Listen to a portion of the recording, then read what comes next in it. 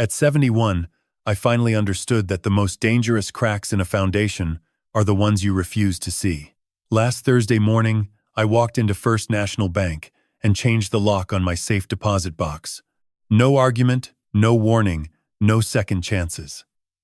6 hours later, my son kicked through the screen door of my converted barn and demanded I hand over the new key. I did not even put down my chisel. I appreciate you being here, and I want to make this time worth every second. Drop a comment telling me where you are listening from so we can connect across the world. A small note before we continue. Some details in this story have been adjusted for privacy and storytelling purposes. Any resemblance to specific individuals is unintentional. But the lesson buried inside this story is absolutely real. The screen door hit the interior wall with a violent crack that sent a ripple through the wood shavings scattered across my workbench. A long fracture split the mesh from top to bottom. I had built that door myself 11 years ago. Fitted cedar planks into a mortise and tenon frame, sanded the edges smooth by hand, sealed the wood with 3 coats of marine-grade varnish. It took Marcus exactly 1 kick to destroy it. He stood in the doorway breathing hard, his face flushed dark red beneath the collar of an expensive leather jacket I had never seen before. Behind him, the October rain fell in soft gray sheets across the gravel path connecting my barn to the main house. Stephanie appeared a few steps behind, clutching her phone against her chest, her eyes darting between her husband and me with the nervous energy of someone calculating exits. Marcus did not greet me. He did not ask how I was feeling. He crossed the workshop floor in 3 aggressive strides and slammed both palms flat onto my workbench. The half-finished cedar jewelry box I had been carving jumped sideways. A small jar of wood screws tipped over and scattered across the surface like metallic rain. Sawdust lifted briefly into the yellow lamplight and then settled back down. He leaned forward until his face was inches from mine. His breath carried the sharp chemical scent of energy drinks and something more volatile underneath. Rage. He told me I had exactly 5 seconds to hand over the new key to the safe deposit box at First National. He told me the bank manager had called him an hour ago to inform him that his authorized access had been permanently revoked. He told me I had humiliated him in front of a financial institution where he conducted important business. I held the chisel loosely in my right hand. The handle was black walnut, smooth and warm from decades of use. My father had given me that chisel on my 18th birthday, wrapped in a piece of oiled cloth with a handwritten note that said, "Measure twice, cut once, and never rush the grain." I felt the familiar weight of it now, grounding me, centering me in the middle of the chaos Marcus was attempting to manufacture. I did not raise my voice. I did not stand up from my stool. I looked at my son, studied the veins pulsing in his temples, and recognized something I had spent 2 years refusing to acknowledge. The desperation behind the anger, the arithmetic of a man spending faster than he could steal. I asked him one question. "When was the last time you brought me a meal, Marcus?"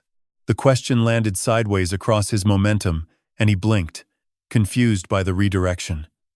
Stephanie shifted uncomfortably near the broken door. Marcus recovered quickly, waving his hand dismissively. He muttered something about groceries being delivered on Monday. He said I was changing the subject. He said the key was the only thing that mattered right now. I set the chisel down slowly on the workbench. I stood from the stool and walked 4 steps across the workshop to the small refrigerator wedged between my tool cabinet and the wall. I opened it wide and stepped aside so they could both see clearly. Inside sat 2 packages of instant ramen noodles, a dented can of generic beef stew with an expiration date 4 months past, and a half-empty bottle of store-brand mustard with a cracked lid. The interior light flickered weakly, illuminating the barren shelves with pathetic yellow clarity. I turned back toward them and spoke calmly. "Over the past 24 months," I said, "my pension had deposited $4,800 into that account every single month." I paused to let the mathematics settle into the room. That was $115,200 across 2 full years. I pointed at the refrigerator without looking at it. I asked them if that was what $115,000 purchased in the current economy. Marcus rolled his eyes with exaggerated impatience. He called me dramatic. He reminded me that they were allowing me to live on their property, that the barn conversion had cost them significant money, that I should be grateful instead of paranoid. Stephanie nodded quickly, adding that maintaining the property was expensive and that Marcus had been investing wisely for the entire family. Investing. The word hung in the cold barn air like the scent of freshly split pine, sharp and unmistakable. I walked back to my workbench. I crouched slowly and reached beneath the heavy oak surface, into the shadow behind the bottom shelf where I stored sandpaper and wood glue. My fingers found the spine of a thick black binder. I pulled it free. It was heavy, dense, deliberate. 2 years of meticulous documentation organized chronologically. Bank statements, transaction records, screenshots of online brokerage accounts, highlighted withdrawals, notes written in the careful, measured handwriting of a man who had spent 45 years drafting construction blueprints where a single miscalculation could collapse an entire structure. I dropped the binder onto the workbench directly between us. Sawdust puffed outward from the impact. I opened the first page and turned it toward Marcus. I told him to sit down. I told him I had something to show him. Marcus did not sit down. He stood rigid at the edge of the workbench, arms crossed tightly against his chest, jaw clenched. Stephanie remained frozen near the broken screen door, her thumb swiping nervously across her phone screen as though searching for an escape route she could scroll toward. Neither of them had expected the binder. I turned to the first tabbed section. The pages were organized by month, 24 months of pension deposits, withdrawals, and transfer records printed directly from the bank's online portal. I had highlighted every suspicious transaction in yellow. The pages glowed under the workshop lamp like a disease revealed beneath surgical light. I began reading aloud. My voice carried the same measured rhythm I used when reading dimensions from a blueprint to a framing crew. No emotion, only precision. In March of the previous year, $3,200 had been withdrawn from the account and transferred to an online brokerage platform registered under Marcus's name. 4 days later, the brokerage account showed a realized loss of $2,900 on a leveraged options trade that expired worthless. I turned the page. In April, another $4,000 transferred. Another loss. May, June, July. The pattern repeated itself with mechanical cruelty. Transfer, gamble, lose. Transfer, gamble, lose. Marcus had treated my pension like a slot machine bolted to the floor of my own home. I flipped to the second tab section. These entries were different. Wire transfers sent from the joint household account, the one Marcus had connected to my pension deposits, to an international receiving account located in Costa Rica. The recipient name was unfamiliar to me. The amounts varied. $800 here, $1,200 there. Across 14 months, the total reached $85,000. I looked at Stephanie when I read the Costa Rica transfers aloud. Her thumb stopped moving on her phone. Her face did not register guilt or surprise. It registered the sharp, cornered stillness of a woman who understood exactly what those numbers meant and had assumed no one would ever find them. Marcus unfolded his arms and grabbed the edge of the binder. He tried to close it. He told me I was confused, that I was misreading the statements, that the transfers were business expenses related to property maintenance and tax planning. His voice carried the aggressive confidence of a man accustomed to being believed simply because he spoke loudly. I did not let him close the binder. I placed my palm flat on the open page and held it firmly against the workbench surface. A carpenter's hands are not delicate. 45 years of gripping chisels, swinging hammers, and pulling handsaws had built calluses thick enough to sand rough pine. Marcus tugged once. The page did not move. I held his gaze and turned to the third section. This was the one that had taken me the longest to compile. Copies of bond certificates. My treasury bonds, purchased over 30 years of careful saving, stored inside the safe deposit box at First National. 22 individual bonds with a combined face value of $320,000. I had verified the inventory against my personal records. 7 bonds were missing, liquidated through a regional brokerage without my written authorization. Total value redeemed, $186,000. Gone. Fed into the same bottomless cycle of leveraged trades and foreign wire transfers that had consumed everything else. The workshop fell silent except for the rain tapping against the metal roof and the faint ticking of the wall clock above the door. I closed the binder gently and rested both hands on top of it. 2 years earlier, I had stood in Pioneer Memorial Cemetery on the eastern slope of the Tualatin Hills, watching a mahogany casket descend into wet Oregon earth. Dorothy Mae Thornton, my wife for 43 years, the woman who had planted wildflowers along every fence line of our 15-acre property, the woman who once spent an entire summer helping me hand-split cedar shakes for the roof of a farmhouse I was building for a young family who could not afford a contractor. The rain that afternoon had been relentless. It fell in heavy curtains across the cemetery hillside, turning the freshly turned soil into dark rivers of mud. I stood at the edge of the grave holding a single white rose, my suit soaked through to the skin, unable to feel the cold because the cold was already inside me. Marcus had stood beside me that day. He had placed his arm across my shoulders. He had leaned close to my ear and whispered that I should not be alone in the big farmhouse anymore. He said the empty rooms would destroy me. He suggested I move into the converted barn on the property, the one Dorothy and I had renovated together as a guest cottage years before. He said he and Stephanie would take care of everything. 2 weeks later, sitting at the kitchen table of the main house, surrounded by Dorothy's photographs and the lavender scent she had left in every room, Marcus had gently slid a bank authorization form across the table. He explained that managing my finances while grieving would only add to my burden. He offered to handle the pension deposits, the bond portfolio, the household expenses. He spoke with the tender, practiced sympathy of a man who had rehearsed his generosity in front of a mirror. I signed the form. I handed my only son the key to the safe deposit box that held everything Dorothy and I had built across 4 decades of labor. I trusted him because grief makes architects of faith out of men who should know better than to build on unsurveyed ground.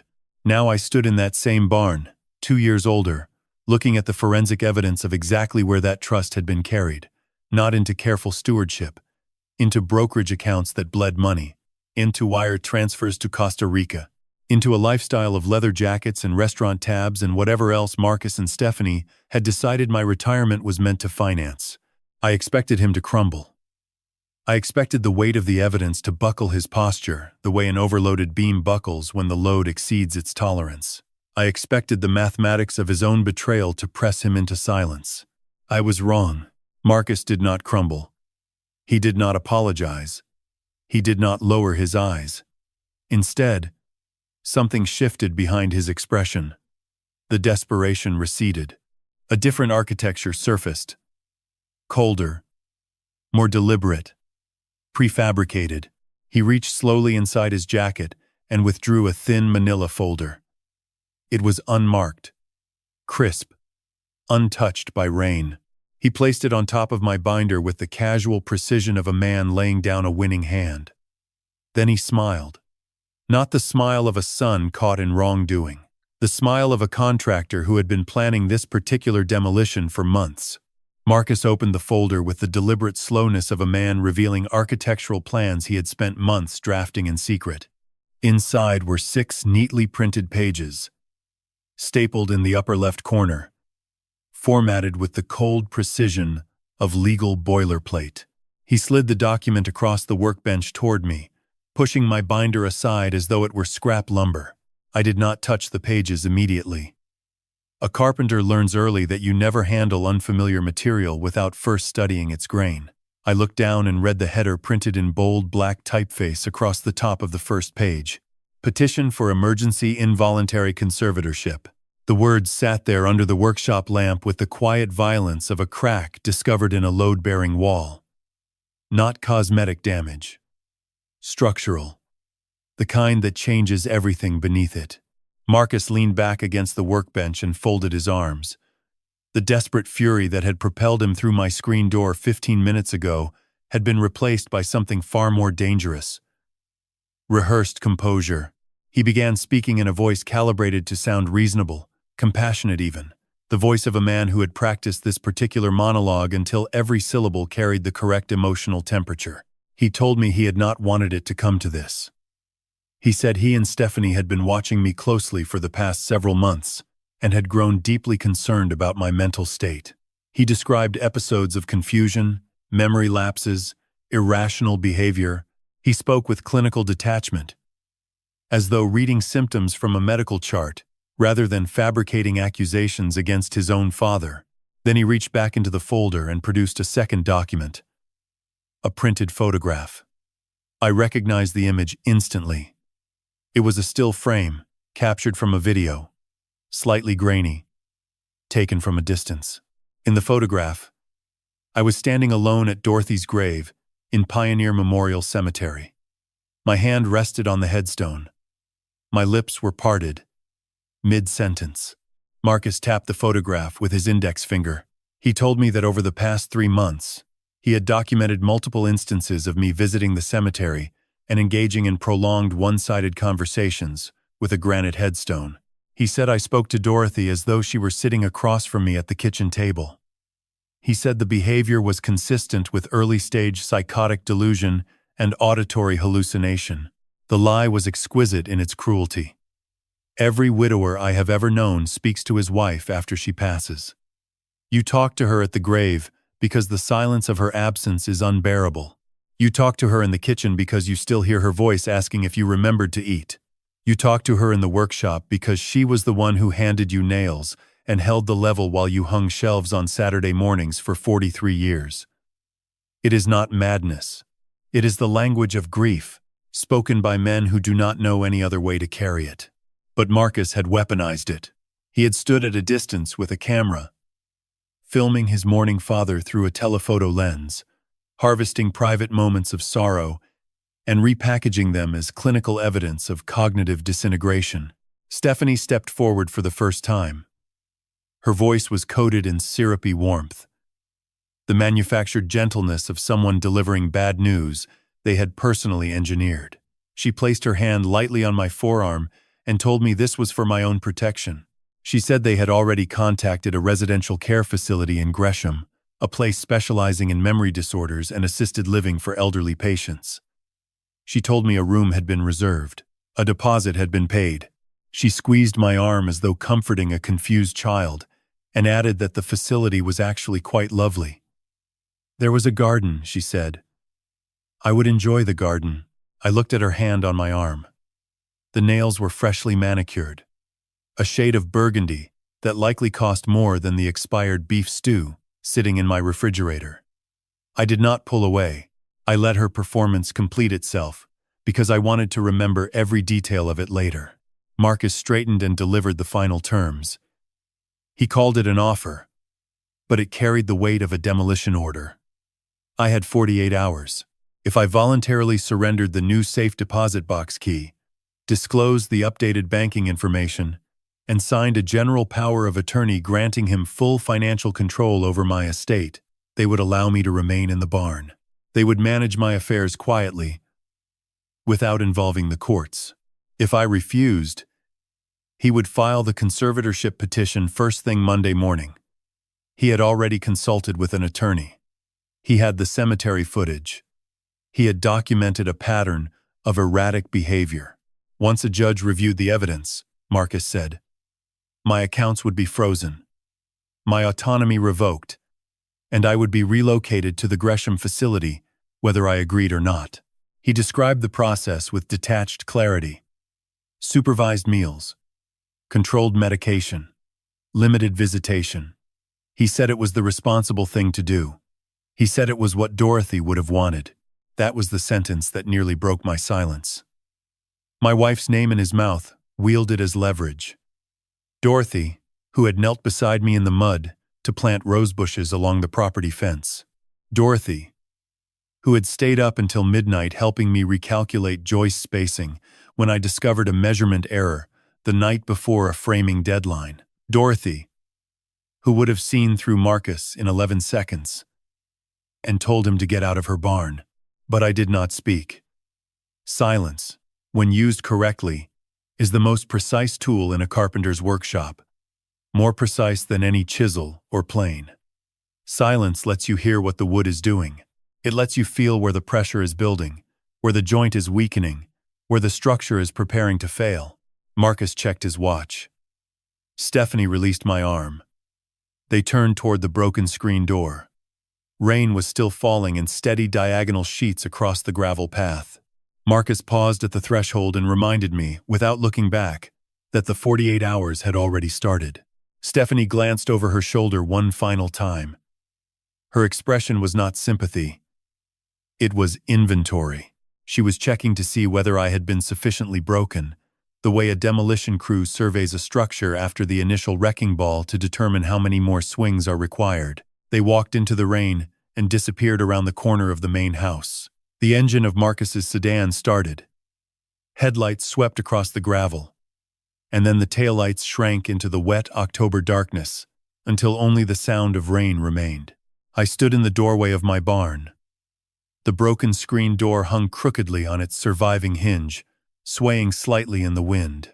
Cold air and fine mist drifted across my face and settled into the creases of my work shirt. I did not sit down. I did not call anyone. I did not reach for the telephone, or pour myself coffee, or lower myself into a chair to absorb what had just happened. I stood perfectly still and studied the damage. Not the emotional damage, the structural damage. A carpenter does not panic when he discovers rot in a framing wall. He does not weep over the ruined lumber. He measures the extent of the decay. He identifies which studs are compromised and which remain sound. He calculates the cost of repair versus the cost of complete removal.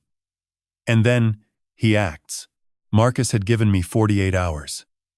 He believed that timeline would paralyze me with fear. He did not understand that 48 hours was more than enough time for a man who had spent his entire life building things to begin disassembling the trap constructed around him. I walked back into the workshop. I set the broken screen door against the wall. I pulled on my heavy canvas coat and lifted my truck keys from the hook beside the tool cabinet. The rain intensified outside, drumming against the metal roof with the steady rhythm of a finished nailer, driving brads into trim board. It was 7:43 in the evening. Henry Callahan kept late hours. The drive from the farm to downtown Portland took 47 minutes through heavy evening rain. I did not turn on the radio. I drove in disciplined silence, both hands steady on the wheel of my 1996 pickup, windshield wipers beating a metronomic rhythm against the downpour, while city lights blurred and refracted through the streaming glass. I crossed the Burnside Bridge as the Willamette River churned darkly below, its surface dimpled with rain and reflecting the amber glow of waterfront buildings. I had inspected structures like this bridge decades ago, walking the underside with a flashlight, tapping bolts to listen for the hollow ring that signals fatigue. Tonight, the entire city felt like a structure under hidden stress. Henry Callahan's office occupied the third floor of a narrow red brick building on Southwest 3rd Avenue, wedged between a Vietnamese restaurant and a used bookstore. The building was old, built in the 1920s. Iron fire escapes bolted to the exterior, tall arched windows rattling in the wind. Good bones. Honest materials. Nothing dressed up to look stronger than it was. Henry opened the door before I knocked. 63 years old, built like a fence post, lean and weathered, and fundamentally immovable. I had known him over 20 years, since he handled the title transfer when I purchased the 15-acre parcel that became our family property. He did not ask why I was standing in his doorway at 8:30 on a Thursday night with rain dripping from my hat. He stepped aside and pointed toward the leather chair opposite his desk. He poured 2 cups of black coffee from a pot that had been sitting for hours and set one in front of me without ceremony. I told him everything. The safe deposit box, the binder, the pension siphoning, the brokerage losses, the Costa Rica transfers, the missing bonds, the conservatorship petition. the cemetery photographs, the 48-hour ultimatum. I laid out the facts, the way I would describe a structural failure to a building inspector. Sequentially. Precisely. Without editorializing the damage. Henry listened with his hands folded, expression unchanging. When I finished, he pulled a yellow legal pad from his drawer and wrote 3 words at the top, underlining them twice.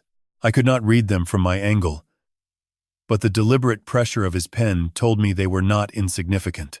He asked whether the property deed remained solely in my name. I confirmed it.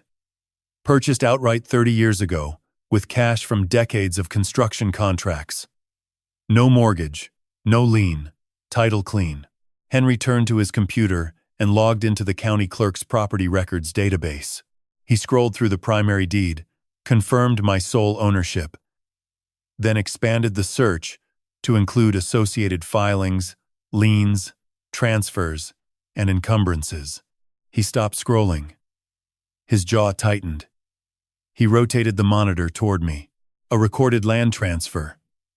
Filed 9 months earlier. 5 acres on the eastern boundary of my property, the section bordering the Clackamas County timberline, had been officially sold to a commercial logging company called Pacific Ridge Harvesters. Sale price, $180,000. I stared at the number. $180,000 for 5 acres, sitting directly in the path of the Portland metropolitan urban growth boundary expansion.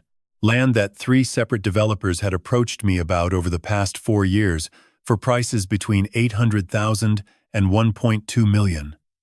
Marcus had sold my land for roughly 1/5 of its market value. The signature on the transfer was listed as mine. Walter James Thornton. Henry enlarged the scanned image. I studied it the way I study wood grain, following the direction of the strokes, measuring the weight of the pressure, reading the rhythm of the hand. It was not my signature. My handwriting carries the rigid uniformity of a man who spent 45 years printing dimensions on blueprints.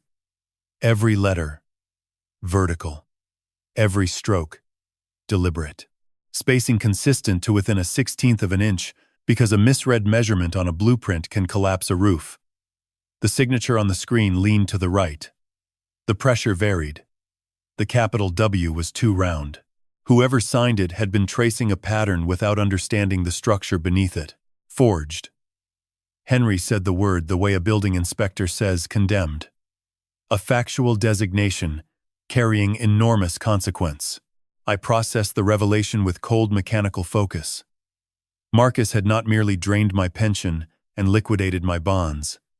He had sold my land, forged my name on a property transfer, and pocketed $180,000 from a company now legally authorized to clear-cut 5 acres of timber. 5 acres that included the eastern ridge where a 200-year-old Oregon white oak stood with my wife's initials carved into its bark. Henry returned to the database, keystrokes now carrying urgency. He expanded the query to include all financial encumbrances against the full 15-acre parcel. The results loaded. He inhaled slowly. A second entry. A home equity line of credit. $550,000. Secured against the main farmhouse. The house I had built with my own hands 15 years ago. Every floorboard laid, every door hung, every window frame fitted with the precision of a man who understood that shelter is a covenant, not a commodity. The guarantor was Walter James Thornton. The signature was forged. Same hand. Same imprecise pressure. Same fraudulent architecture. Henry removed his glasses. He looked at me with an expression I had never seen in 20 years. Not pity. Recognition. The recognition of a man who understood exactly how deep the rot extended and was already calculating how many walls needed to come down. He spoke carefully. This is not a family disagreement, Walter. This is coordinated financial fraud. Forged federal documents. Property sold under false pretenses. Your estate leveraged without authorization. He paused, and if I am reading this correctly, he is losing money faster than he can steal it. He is desperate. Desperate men are dangerous. Rain intensified against the arched windows. The old building creaked, century-old timbers shifting in the wind. I wrapped both hands around the coffee mug, feeling residual warmth seep into my calloused palms. 44 hours remained before Marcus intended to file his petition. 44 hours before he attempted to legally erase me from my own life. Henry reached for his phone. Henry did not call a family counselor. He did not call a mediator. He called Ruth Pemberton. At 9:17 on a Thursday night, he dialed a woman whose entire professional existence revolved around following stolen money through the cracks in financial systems, the way a termite inspector follows damaged trails through rotting wood. Ruth arrived at the office 40 minutes later, carrying a battered leather satchel and a laptop that looked like it had survived more courtroom battles than most attorneys. She was 63, sharp-featured, with steel-gray hair, pulled into a tight knot, and reading glasses permanently perched on the bridge of her nose. Henry introduced her as the best forensic accountant in the Pacific Northwest. She did not acknowledge the compliment. She simply opened her laptop, accepted the login credentials Henry provided for the county financial databases, and began working. I sat in the leather chair and watched her operate. Her fingers moved across the keyboard with the fluid precision of a pianist. She pulled bank records, cross-referenced transaction dates, mapped transfer routing numbers, and constructed a digital flowchart of every dollar that had entered and exited. Accounts connected to my name over the past 24 months. She spoke without looking up from the screen. The voice was clinical, unhurried, and entirely absent of emotion. She was not telling a story. She was reading an autopsy report. The Treasury bonds came first. $320,000 in face value, liquidated through a regional brokerage in 7 separate transactions over 18 months. She traced the redemption proceeds into a personal trading account registered under Marcus's name. The account history was catastrophic. Leveraged options, speculative commodity futures, margin positions that collapsed within days of being opened. 90% of the capital had been destroyed through a pattern of increasingly reckless gambling disguised as investment strategy. She turned the laptop toward me and showed me the equity curve. It descended from left to right in a jagged diagonal line that resembled the profile of a cliff face. $320,000, reduced to approximately $31,000 in liquid value. She said the word liquidated the way a surgeon says terminal, not with cruelty, with accuracy.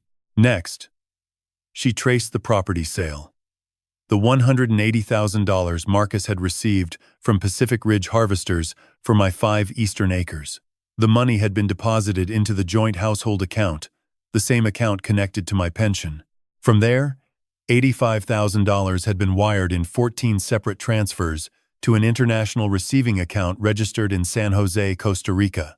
Ruth pulled the recipient account details. The registered owner was not a business entity. It was an individual, a man named Alejandro Vega. She paused and looked at Henry. Henry looked at me. I told them I had never heard that name. Ruth nodded and returned to the screen.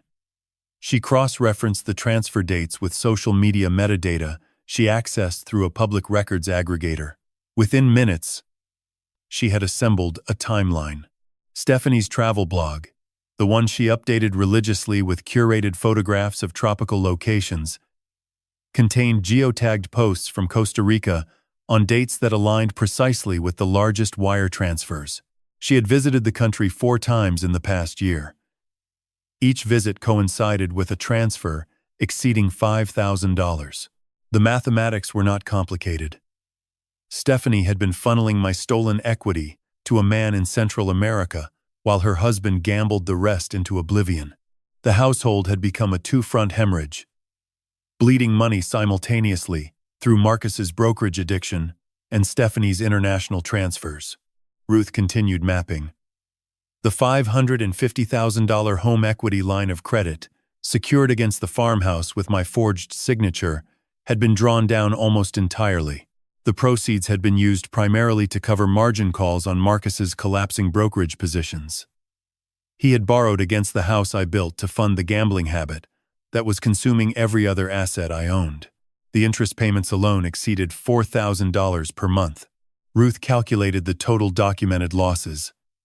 She wrote the figure on Henry's legal pad and circled it twice. $1,420,000. I stared at the number. It carried the specific gravity of concrete. $1.42 million extracted from a retired carpenter living on canned soup and expired beef stew in a converted barn. Henry leaned forward. "There was something else," he said. His voice had shifted. The professional steadiness remained, but beneath it I detected a frequency I had never heard from him before. Caution. He slid a printout across the desk. Ruth had flagged it during her sweep of insurance databases accessible through her forensic credentials.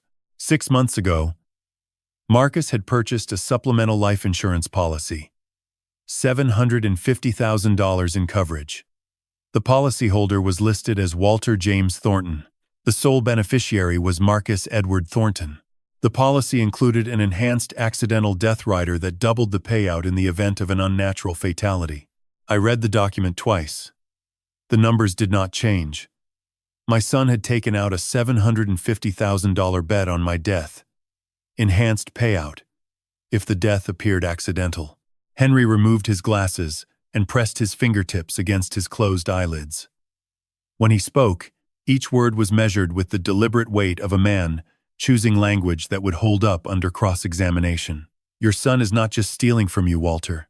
He is worth more to him if you are declared incompetent." He paused. Or worse. The word worse settled into the room like moisture seeping into exposed timber. It did not announce itself loudly. It simply penetrated. Quietly. Irreversibly. Changing the composition of everything it touched. Ruth closed her laptop. Henry picked up his phone again. This time he was not calling an accountant. He dialed the Portland field office of the Federal Bureau of Investigation.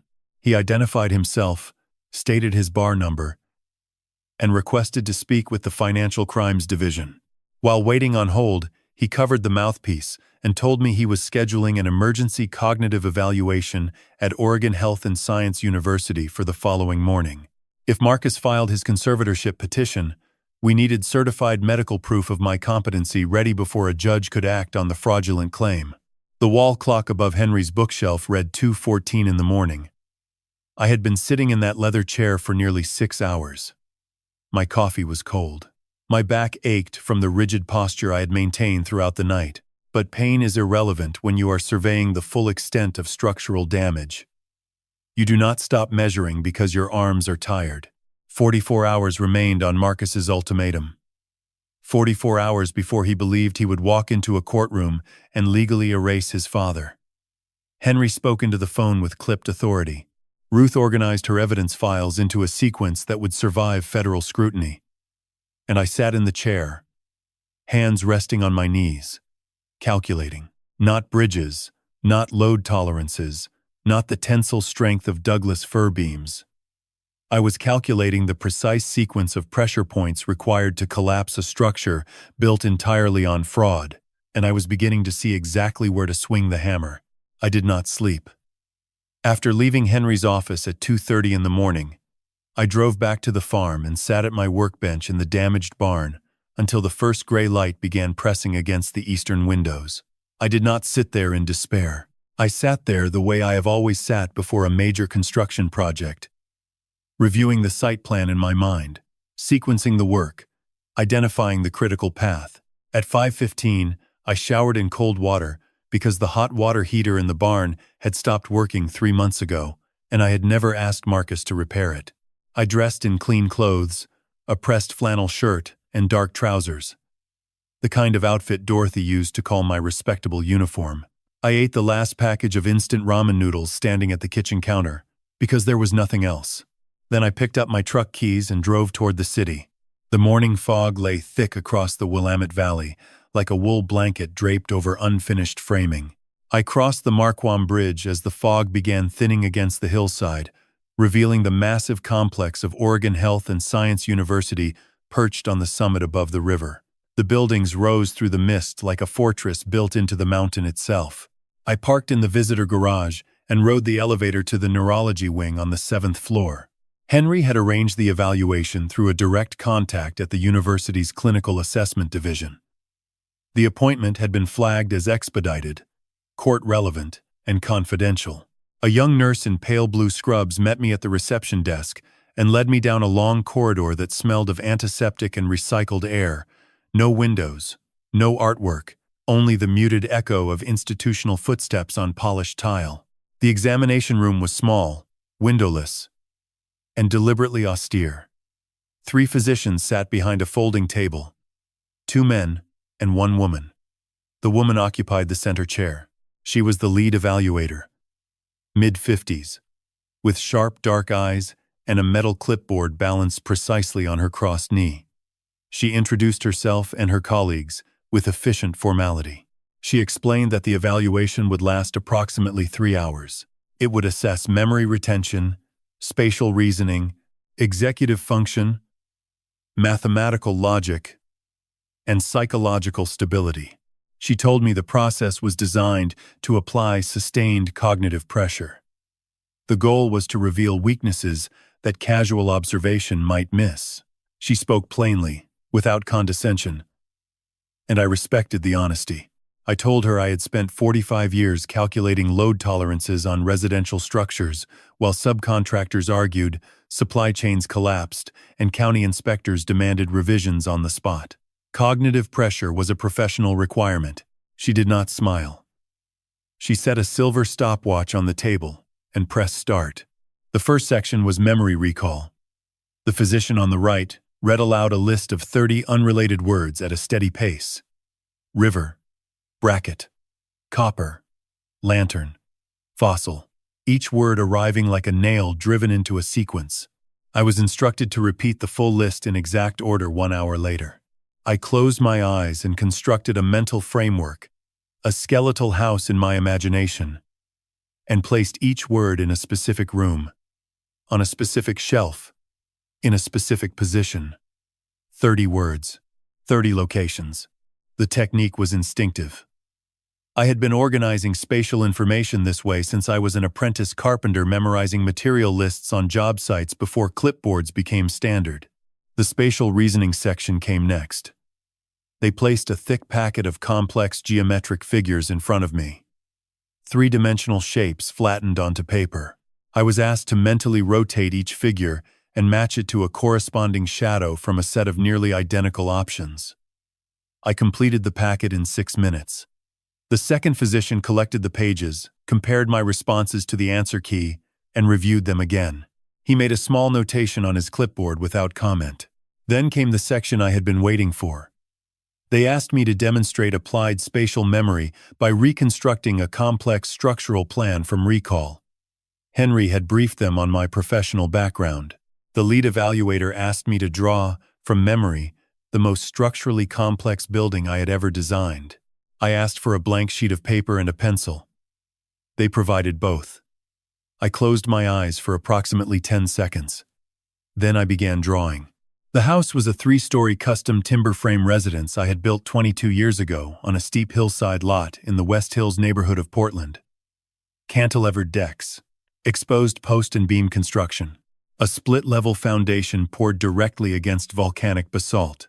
The engineering had required 6 months of calculations before I cut the first board. I drew the floor plan from memory. Room dimensions accurate to the 1/4 inch. Window placements. Door swings. Load-bearing wall locations. I labeled the lumber species for each structural element. Douglas fir for the primary beams. Western red cedar for the exterior cladding. White oak for the interior flooring.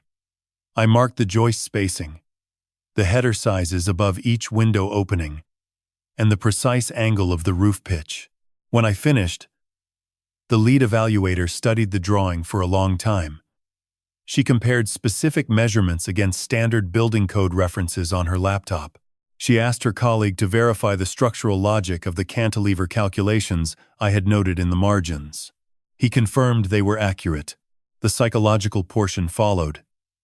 This was conversational, probing.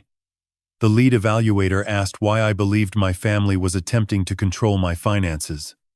She asked whether I heard voices, whether I experienced confusion about time or place, whether I saw things others could not see. I answered each question with the precision of a deposition witness. I provided exact figures, exact dates, exact account numbers. I described the forged signatures, the conservatorship petition, the cemetery photographs. I explained that speaking to my wife's headstone was not a hallucination. It was a ritual of grief, practiced by millions of widowers who simply do not know how to stop talking to the person they spent 4 decades beside. The room shifted. They were no longer evaluating a confused old man. They were listening to a witness. They recalled the memory list. I recited all 30 words in exact order without hesitation. Then I recited them in reverse order to eliminate any doubt. The lead evaluator pressed the stopwatch. She exchanged glances with her colleagues. Then she closed her clipboard and addressed me directly. "Mr. Thornton," she said, "there is no clinical evidence of cognitive decline. Your spatial memory and structural reasoning are remarkable. This evaluation will be certified, court admissible, and filed within 24 hours. She signed the document. The 2 other physicians countersigned.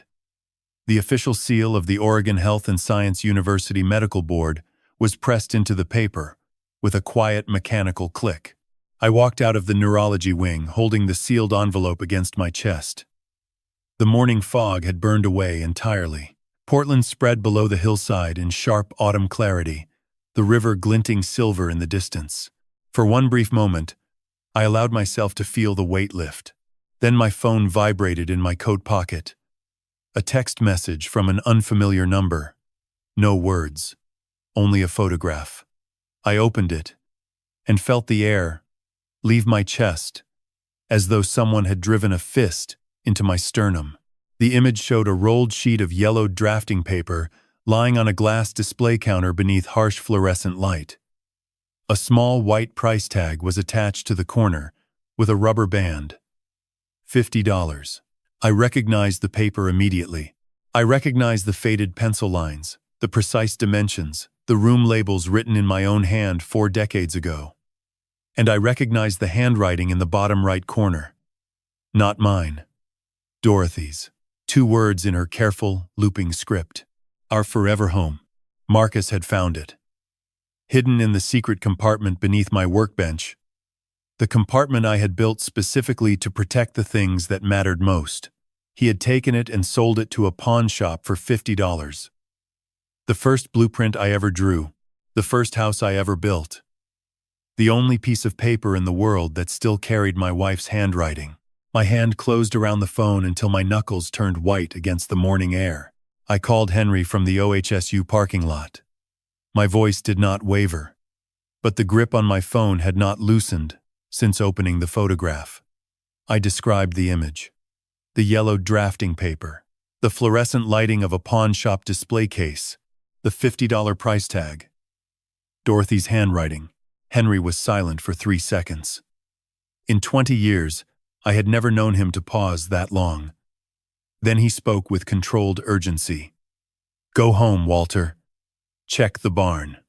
If Marcus took the blueprint, he was inside your workshop. If he was inside your workshop, he may have taken more." I ended the call and pulled out of the parking garage.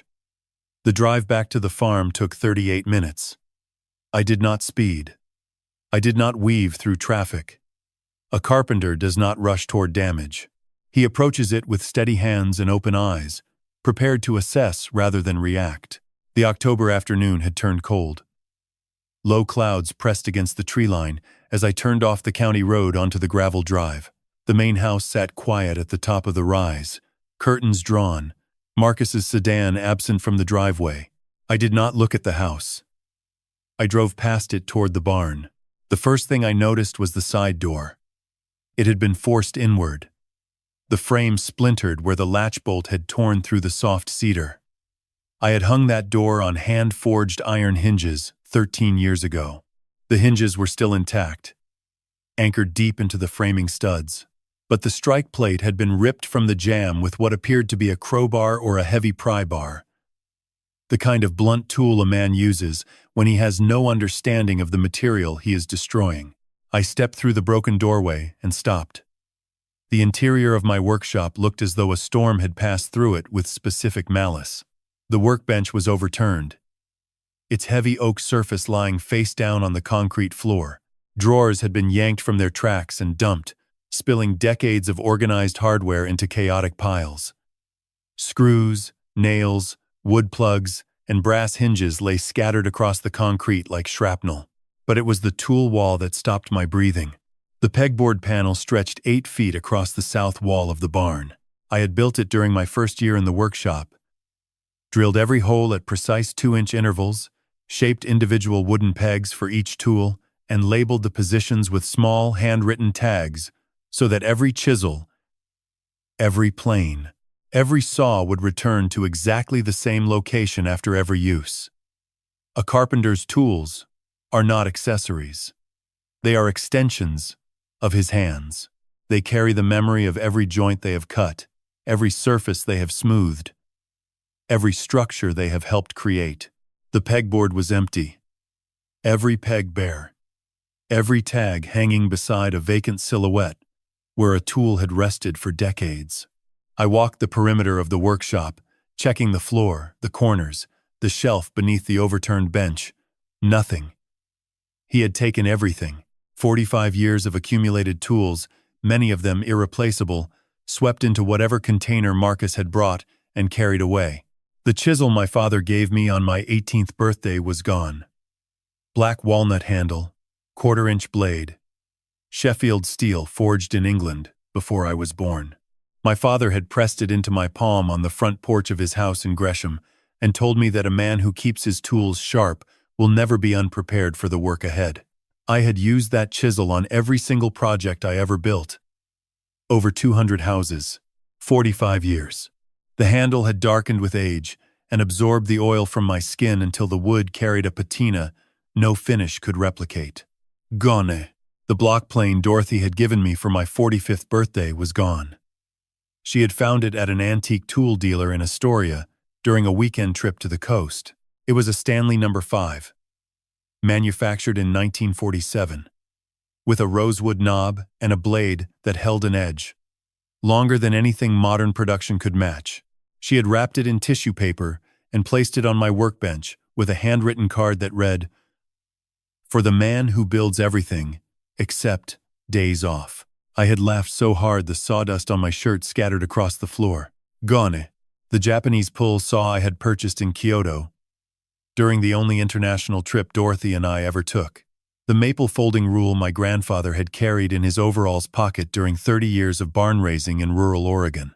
The set of timber framing chisels I had commissioned from a blacksmith in Bend when I started my own construction company. Each tool carried a specific weight of memory. Each one had a story embedded in its grain, its handle, its edge. Marcus had not stolen tools. He had stolen 45 years of my hands. He had stolen the physical vocabulary of my entire working life and converted it into whatever cash a pawn shop would offer for items he could not comprehend the value of. I walked to the center of the workshop and crouched beside the overturned workbench. The secret compartment I had built into the underside, a shallow cedar-lined drawer concealed behind a false panel, was pried open. The lid hung from one broken hinge. Inside was empty. This was where the blueprint had been stored. The first drawing I ever made. The first house I ever built for Dorothy. Her handwriting in the corner. Our forever home. Sold for $50 to a stranger in a fluorescent-lit shop on a road Marcus probably drove past every day without ever noticing. I pressed my palm flat against the cold concrete floor and held it there. A carpenter reads material through touch. You can feel moisture content in a board before the meter confirms it. You can feel the tension in a joist by pressing your hand against it and sensing whether the grain is pulling or resting. I pressed my hand against the floor of my own workshop and felt nothing but absence. I stood slowly. The barn was cold. The broken side door let in a steady current of October air that carried the smell of wet earth and decaying leaves. I took one long breath, steadying myself the way you steady a level before marking a line that must be perfectly true. Then I smelled something else beneath the earth and the leaves. Something sharp, chemical, unmistakable. Gasoline. It was faint at first, drifting through the broken doorway on the evening current. But it thickened rapidly, the way a stain spreads through raw wood when the grain is open and unprotected. I turned toward the front of the barn. Through the gap where the screen door had been kicked apart 2 days ago, I could see the gravel path and the dark outline of the tree line beyond. A shadow moved along the exterior wall. Footsteps crunched on gravel. The sound of liquid splashing against cedar siding reached me with sickening clarity. Deliberate. Methodical. Moving from left to right along the base of the barn wall. I looked at the clock mounted above the empty tool wall. 2:47 in the morning. The workshop smelled of gasoline and sawdust, and somewhere outside, in the cold Oregon darkness, my son was preparing to set fire to the only shelter I had left. The smell hit me before the sound did. Gasoline, not the faint trace you catch at a filling station, but the thick, suffocating kind that saturates wood grain and makes your eyes water from 20 feet away. I'd spent 45 years learning how different woods respond to different forces: moisture, pressure, heat. Cedar, the wood Marcus was dousing at that very moment, has one of the lowest flash points of any common building timber, 360 degrees Fahrenheit. I knew this the way most people know their own phone number. I did not run. Running makes noise, and noise gives a man time to strike a match. I moved along the interior wall, staying below the windowsill line, my work boots placed heel to toe on the concrete floor, the way my father taught me to walk through a job site after dark. Through the gap between 2 warped siding planks I'd been meaning to replace for 3 years, I could see him. Marcus. My son. He was holding a red 5-gallon jerry can in his right hand, tilting it against the northwest corner, where the cedar meets the foundation stone. The liquid caught the moonlight as it ran down the boards in dark, shining rivers. His left hand was in his jacket pocket. He was breathing hard, the kind of breathing that comes not from exertion but from the internal negotiation a man conducts with himself before he crosses a line he cannot uncross. I had built this barn in 1987. Dorothy was pregnant with Marcus at the time. She'd sit in a lawn chair with a glass of lemonade and read aloud from a woodworking catalog while I framed the walls. The ridge beam was a single 32-foot length of Douglas fir I'd milled myself from a windfall on the north slope. It had taken 4 men and a come-along to raise it. Dorothy had clapped when it settled into the notches. She said it looked like the spine of something ancient and alive. Now her son was trying to burn it down. I pulled my phone from my back pocket. The screen brightness was already set to minimum, a habit from years of early morning starts. I opened the camera, switched to video, and pressed record. The timestamp read 2:49 a.m. I held the phone steady against the windowsill, framing Marcus and the jerry can and the gasoline-darkened cedar in a single continuous shot. 30 seconds. 45. 1 minute. He moved to the east wall, poured more, muttered something I couldn't hear. I kept recording. At the 90-second mark, he set the can down and reached into his jacket pocket. His hand came out holding a long-reach butane lighter, the kind you use on a barbecue grill. I recognized it. It was mine. He'd taken it from the pegboard that was now empty. That was when I made my decision. Not out of anger. Not out of desperation. Out of the same calm logic that tells a carpenter when a load-bearing wall is about to fail. You don't stand under it and hope. You act. I stopped the recording and dialed 911. Clackamas County Emergency Services. My name is Walter James Thornton. I'm at 14200 Southeast Timber Ridge Road. My son is outside my barn right now, pouring gasoline on the structure and is about to light it. I am inside the barn. I have video. Send fire and police. The dispatcher asked me to stay on the line. I did. I also did something else. I opened my text thread with Henry Callahan and sent the video. No message. Just the file. Henry would understand. Through the planks, I watched Marcus flick the lighter. A small blue flame appeared, steady in the still night air. He held it at arm's length, angling it toward the gasoline-soaked cedar. His hand was shaking. Not from cold, from the weight of what he was about to do. Then the rain started. It came without warning. The way Oregon rain does in April, not a gradual build but a sudden opening, as if someone had pulled a plug in the sky. Heavy, vertical, absolute. The kind of rain that turns dirt roads to mud in minutes and makes cedar siding hiss as the water meets the grain. I watched the gasoline wash off the boards in pale, diluted streams, pooling on the gravel below. Marcus flicked the lighter again. The flame held for a moment, then died. He flicked it a third time. Nothing. The fuel on the wood was already too diluted to catch. He kicked the jerry can. It tumbled across the gravel with a hollow, metallic sound that echoed against the tree line. Then he looked up at the sky and stood there, rain hammering his shoulders, his jacket darkening, his hair flattening against his skull. For a moment, just a moment, he looked like the boy who used to stand in the yard and watch me work. The boy who handed me nails and asked questions about grain direction and tried to hold the tape measure straight. That boy was gone. I heard sirens at 3:07 a.m., 20 minutes after my call. 2 Clackamas County Sheriff's cruisers came up the gravel drive with lights, but no sirens. They'd killed the sound at the turnoff. Standard procedure for a volatile scene. Marcus heard the tires on the wet gravel and turned. For 3 seconds he stood perfectly still, calculating. Then he ran. He made it about 40 yards before the first deputy caught him with a tackle on the slope behind the barn. I watched through the window as they brought him down in the mud, face first, the rain still falling. The second deputy retrieved the jerry can and the lighter from the gravel. A third vehicle arrived, a fire engine from Station 19, and 2 firefighters walked the perimeter of the barn with flashlights and thermal cameras, checking for hot spots. There were none. The rain had done what 45 years of craftsmanship could not. It had saved the barn by being in the right place at the right time. I stepped outside at 3:14 a.m.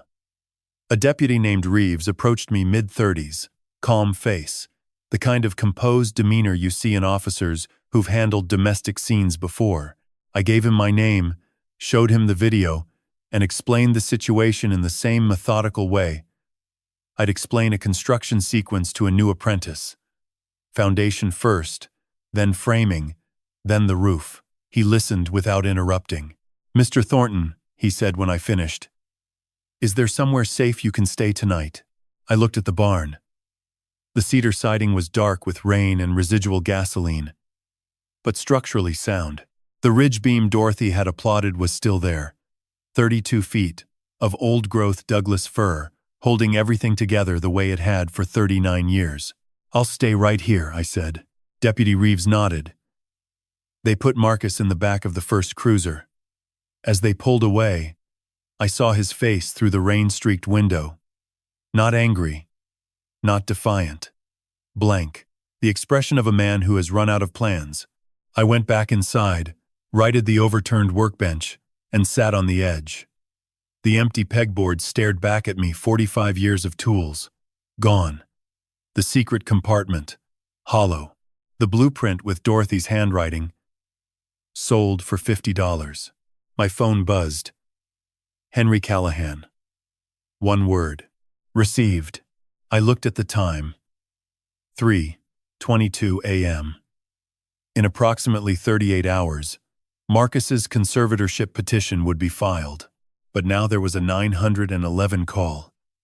A deputy's report, a fire engine log, and 90 seconds of video showing my son trying to burn down the building I'd constructed the year he was born. Henry had called it right from the beginning. Desperate men are dangerous. But desperate men also make mistakes. And every mistake Marcus made was another nail in a structure he couldn't see me building. I set the phone on the workbench and waited for morning. I didn't sleep. Not because of fear.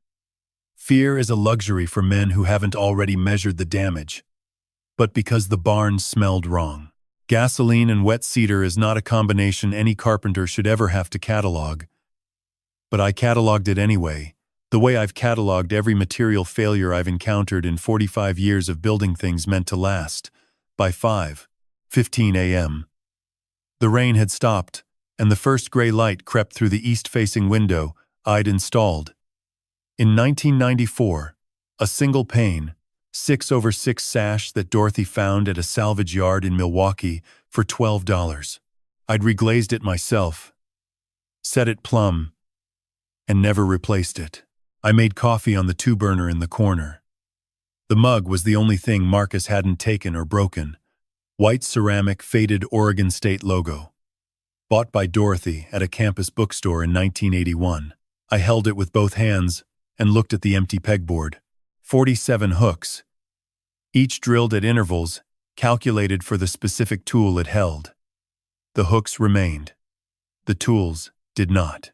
It was like staring at a blueprint after the building has been demolished, the intention still visible, the substance gone.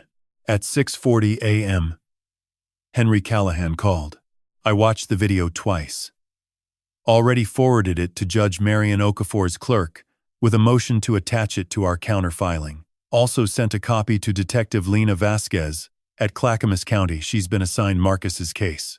She wants you at her office by 9. He paused. Henry never paused unless the next sentence carried structural weight. I pulled Marcus's booking record. He made one call from holding at 4:11 a.m. 7 minutes. He called Stephanie. I set the mug down. There's more. My paralegal ran a title search on the Pacific Ridge Harvesters transaction, the 5-acre sale. Pacific Ridge isn't a timber company, Walter. It's a shell corporation registered in Nevada 8 months before the land transfer. The registered agent is Darren Voss. Another pause. Stephanie's brother. Henry let the silence do its work, then continued. The structure is layered. Marcus forged your signature on the deed. The buyer is controlled by Stephanie's brother. The $180,000 price was 1/5 of market value, $720,000 in equity, transferred out of your estate for nothing. The HELOC, the $550,000 line against your farmhouse, was opened 2 weeks after the land sale closed. Same forged credentials. And the conservatorship? That was the third layer. If it had gone through, Marcus would have had legal authority over every remaining asset. No more forgery needed. A judge's order would hand him the keys. His voice dropped. This was not impulsive, Walter. This was architected. The land sale was the foundation. The HELOC was the framing. The conservatorship was supposed to be the roof. They were building a structure on top of you. I understood the metaphor better than Henry intended. I'd spent my life building structures. I knew how they were assembled, and I knew how they came apart. Every joint has a load limit. Every beam has a span it cannot exceed. And every structure has a single point where, if you apply enough force in the right direction, the entire thing folds. What's our point of force? I asked. Darren Voss. If we prove he knowingly purchased stolen property through a shell corporation, this becomes a federal conspiracy case. Wire fraud, identity theft, real estate fraud. The conservatorship filing becomes evidence of intent to consolidate control, not concern for your welfare. Henry had already drafted 3 filings. A motion to block the conservatorship using the OHSU cognitive certification, a petition to void the land transfer as fraudulently executed, and a request for an emergency freeze on the HELOC funds. All 3 would be filed by noon. He told me to bring the arson video to Detective Vasquez on a physical USB drive chain of custody matters. I drove to Oregon City at 8:30. Detective Vasquez's office was on the 2nd floor of the sheriff's building, beige walls, fluorescent lighting, burnt coffee smell that every government building in America seems to share. She was waiting. Mid-40s, dark hair pulled back, reading glasses on her forehead. Yellow legal pad open. Mr. Thornton, I've read Deputy Reeves's report. Tell me everything from the beginning. So I told her. Not the abbreviated version I'd given Henry, but the complete architecture.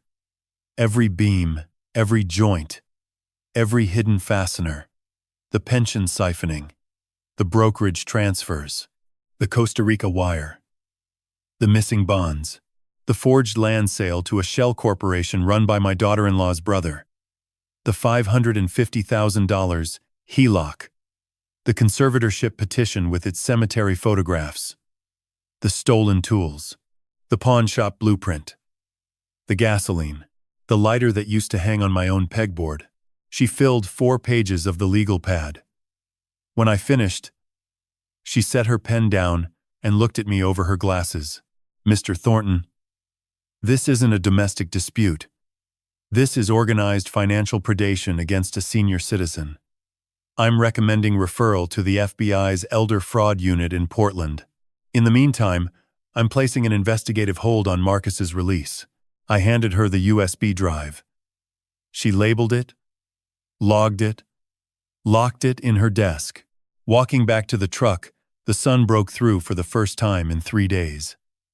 It hit the wet parking lot and turned every puddle into a mirror. I caught my reflection, a 71-year-old man in a canvas jacket, holding truck keys, standing in an ordinary government lot on an ordinary Wednesday morning. Nothing about this was ordinary. But the structure was holding. The cognitive certification, the video evidence, the title search, the Shell Corporation discovery, Vasquez's FBI referral. Every countermeasure was bearing weight exactly as designed. 31 hours remained before the conservatorship petition was scheduled to be filed. But the petition was already dead. It just didn't know it yet. I started the truck and drove toward Henry's office. There was still work to do. There is always still work to do. That is the first thing any carpenter learns, and the last thing he forgets. Henry's office smelled like old paper and black coffee, the same way it had smelled every time I'd walked through that door in the 17 years since he'd first handled Dorothy's medical trust. The bookshelves were lined with leather-bound case reporters he never opened anymore. Everything was digital now, but he kept them the way I kept my father's folding rule.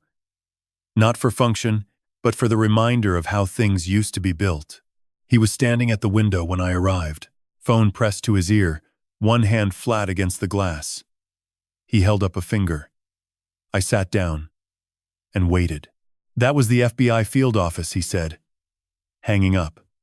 Special Agent Rachel Dunn, Financial Crimes Division. Vasquez's referral hit their desk 40 minutes ago. They've opened a preliminary inquiry. He sat down across from me, placed both hands on the desk the way a man sets a level on a beam, deliberate, steady. She wants the full documentation package by 5 o'clock today. Everything. Bank statements, brokerage records, the forged deed, the HELOC paperwork, the OHSU certification, and the arson video. I told him I had most of it in the binder I'd brought to his office 2 nights ago. Most isn't all. We need the original land deed with the forged signature. That's filed with Clackamas County. I've already requested a certified copy. We also need the HELOC application, the original, not a printout. That's at Columbia Pacific Bank. I've sent a preservation letter demanding they hold the physical document. And we need one more thing. He opened a folder on his desk and slid a single printed page across to me. This is the corporate filing for Pacific Ridge Harvesters. Registered in Nevada. August of last year. Registered agent, Darren Paul Voss, Henderson, Nevada. Single member LLC. No employees, no physical office, no website, no business license in Oregon. I looked at the page. The address listed for Darren Voss was a mailbox service, the kind you find in strip malls between a nail salon and a sandwich shop. A paper address for a paper company built to move paper money. Here's what I think happened, Henry said. He stood and walked to the whiteboard mounted on the east wall. A whiteboard he used for complex cases, the way I used graph paper for complicated joints. He uncapped a black marker. Step 1. Marcus obtains your identity documents. Social Security card. driver's license copy, maybe a utility bill. Probably from your house he had access for 2 years while managing your accounts. He wrote identity theft at the top. Step 2. He contacts Darren Voss, who's already set up the Nevada shell. They execute the land transfer 5 acres, $180,000, forged signature. The money flows from Pacific Ridge Harvesters to an escrow account. Then to Marcus. He drew an arrow. Land fraud. Step 3. Using the same forged credentials, Marcus opens the $550,000 HELOC against your farmhouse at Columbia Pacific Bank. The funds are drawn down over 4 months. Another arrow. Mortgage fraud. Step 4. The conservatorship petition. If granted, Marcus gains legal control over all remaining assets. No more forgery required. He operates under court authority. Conservatorship fraud. Step 5, and this is the one we haven't confirmed yet. I believe a portion of the HELOC funds and possibly the land sale proceeds were wired offshore. The Costa Rica transfer you mentioned. If that's true, we add international wire fraud, which makes this a federal case with mandatory minimums. 5 boxes on the whiteboard, connected by arrows, forming a chain. I'd seen this kind of diagram before, not on a lawyer's whiteboard, but in structural engineering manuals. It was a load path. Every force has to travel somewhere. Every dollar Marcus stole had followed a path from my name to his pocket, and Henry was tracing that path the way I'd trace a crack in a foundation. Backward, from the visible damage to the hidden cause. What about Stephanie? I asked. Henry capped the marker. That's the question Agent Dunn will ask first. Stephanie's connection to Darren Voss makes her a person of interest automatically. Brother sets up Shell Corporation. Brother buys husband's father's land at a fraction of value. Wife benefits from the proceeds. The 4:11 a.m. phone call from Marcus in custody goes directly to her. Not to a lawyer, not to a bail bondsman, to his wife. 7 minutes. That call will be recorded. County holding facilities record all outgoing calls except attorney-privileged communications. Marcus didn't call a lawyer. He called Stephanie. I thought about Stephanie's burgundy fingernails tapping the conservatorship folder 2 nights ago. The rehearsed softness in her voice.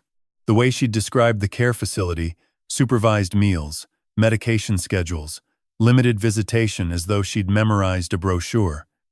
She hadn't been comforting me. She'd been measuring me for a cage. Can we get the recording? I asked. Agent Dunn can. We can't, not directly. But once the FBI opens a formal investigation, they'll subpoena it along with Marcus and Stephanie's phone records, bank records, and any communications with Darren Voss. Henry checked his watch. It's 10:15. I'm filing the 3 motions at noon. The conservatorship block, the land transfer challenge, and the HELOC freeze.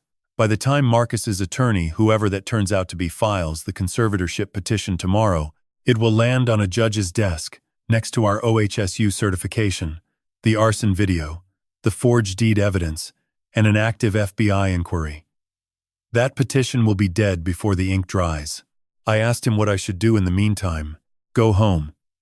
Secure anything Marcus hasn't already taken. Photograph the barn, the gasoline damage, the forced door, the empty workshop. Document everything. And Walter. He paused again. That same weighted pause. Don't answer the phone if Stephanie calls. Don't open the door if anyone you don't recognize shows up. From this point forward, every interaction is potential evidence. Treat your home like a construction site with active inspections. Nothing moves without documentation. I drove back to the farm under a sky that couldn't decide between rain and sun, the light shifting every few minutes, casting the fir trees along Highway 213 inches, alternating silver and shadow. The barn was exactly as I'd left it. The gasoline stain on the northwest cedar siding had dried to a dark, uneven watermark that looked like a bruise on skin. I photographed it from 4 angles. I photographed the forced side door, the overturned drawers, the bare pegboard, the empty compartment. 43 photographs in total. Each one time-stamped, each one another piece of lumber in the framework Henry and I were assembling. At 12:07 p.m., Henry texted, "All three filed." Judge Okafor's clerk confirmed receipt. HELOC freeze effective immediately. Columbia Pacific Bank notified. I read the message twice. The $550,000 line of credit was frozen. No more money could leave my house. At 12:34 p.m., a second text. Marcus's attorney filed a bail motion. Hearing set for 3 p.m. I'll be there. At 2:58 p.m., a third. Bail denied. Judge cited arson attempt, flight risk, ongoing federal inquiry. Marcus stays in custody. 3 texts. 3 nails. The structure was rising. I put the phone down and walked to the workbench. The white oak surface was scarred and stained from 4 decades of use. Chisel marks, glue rings, pencil lines that had never fully erased. I ran my hand across it the way you run your hand across a beam you're about to trust with a roof. Still solid. Still true. 24 hours until the conservatorship deadline. And for the first time since this started, I was building faster than they could tear down. The conservatorship deadline arrived the way a condemned building meets the wrecking ball with a sound everyone expects but no one is truly ready for. Thursday morning, 8 a.m.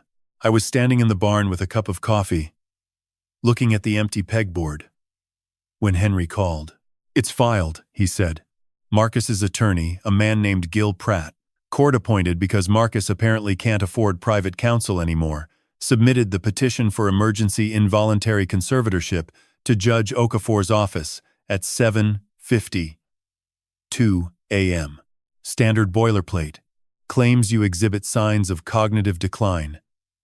Inability to manage financial affairs. Risk of self-harm through financial negligence. He paused.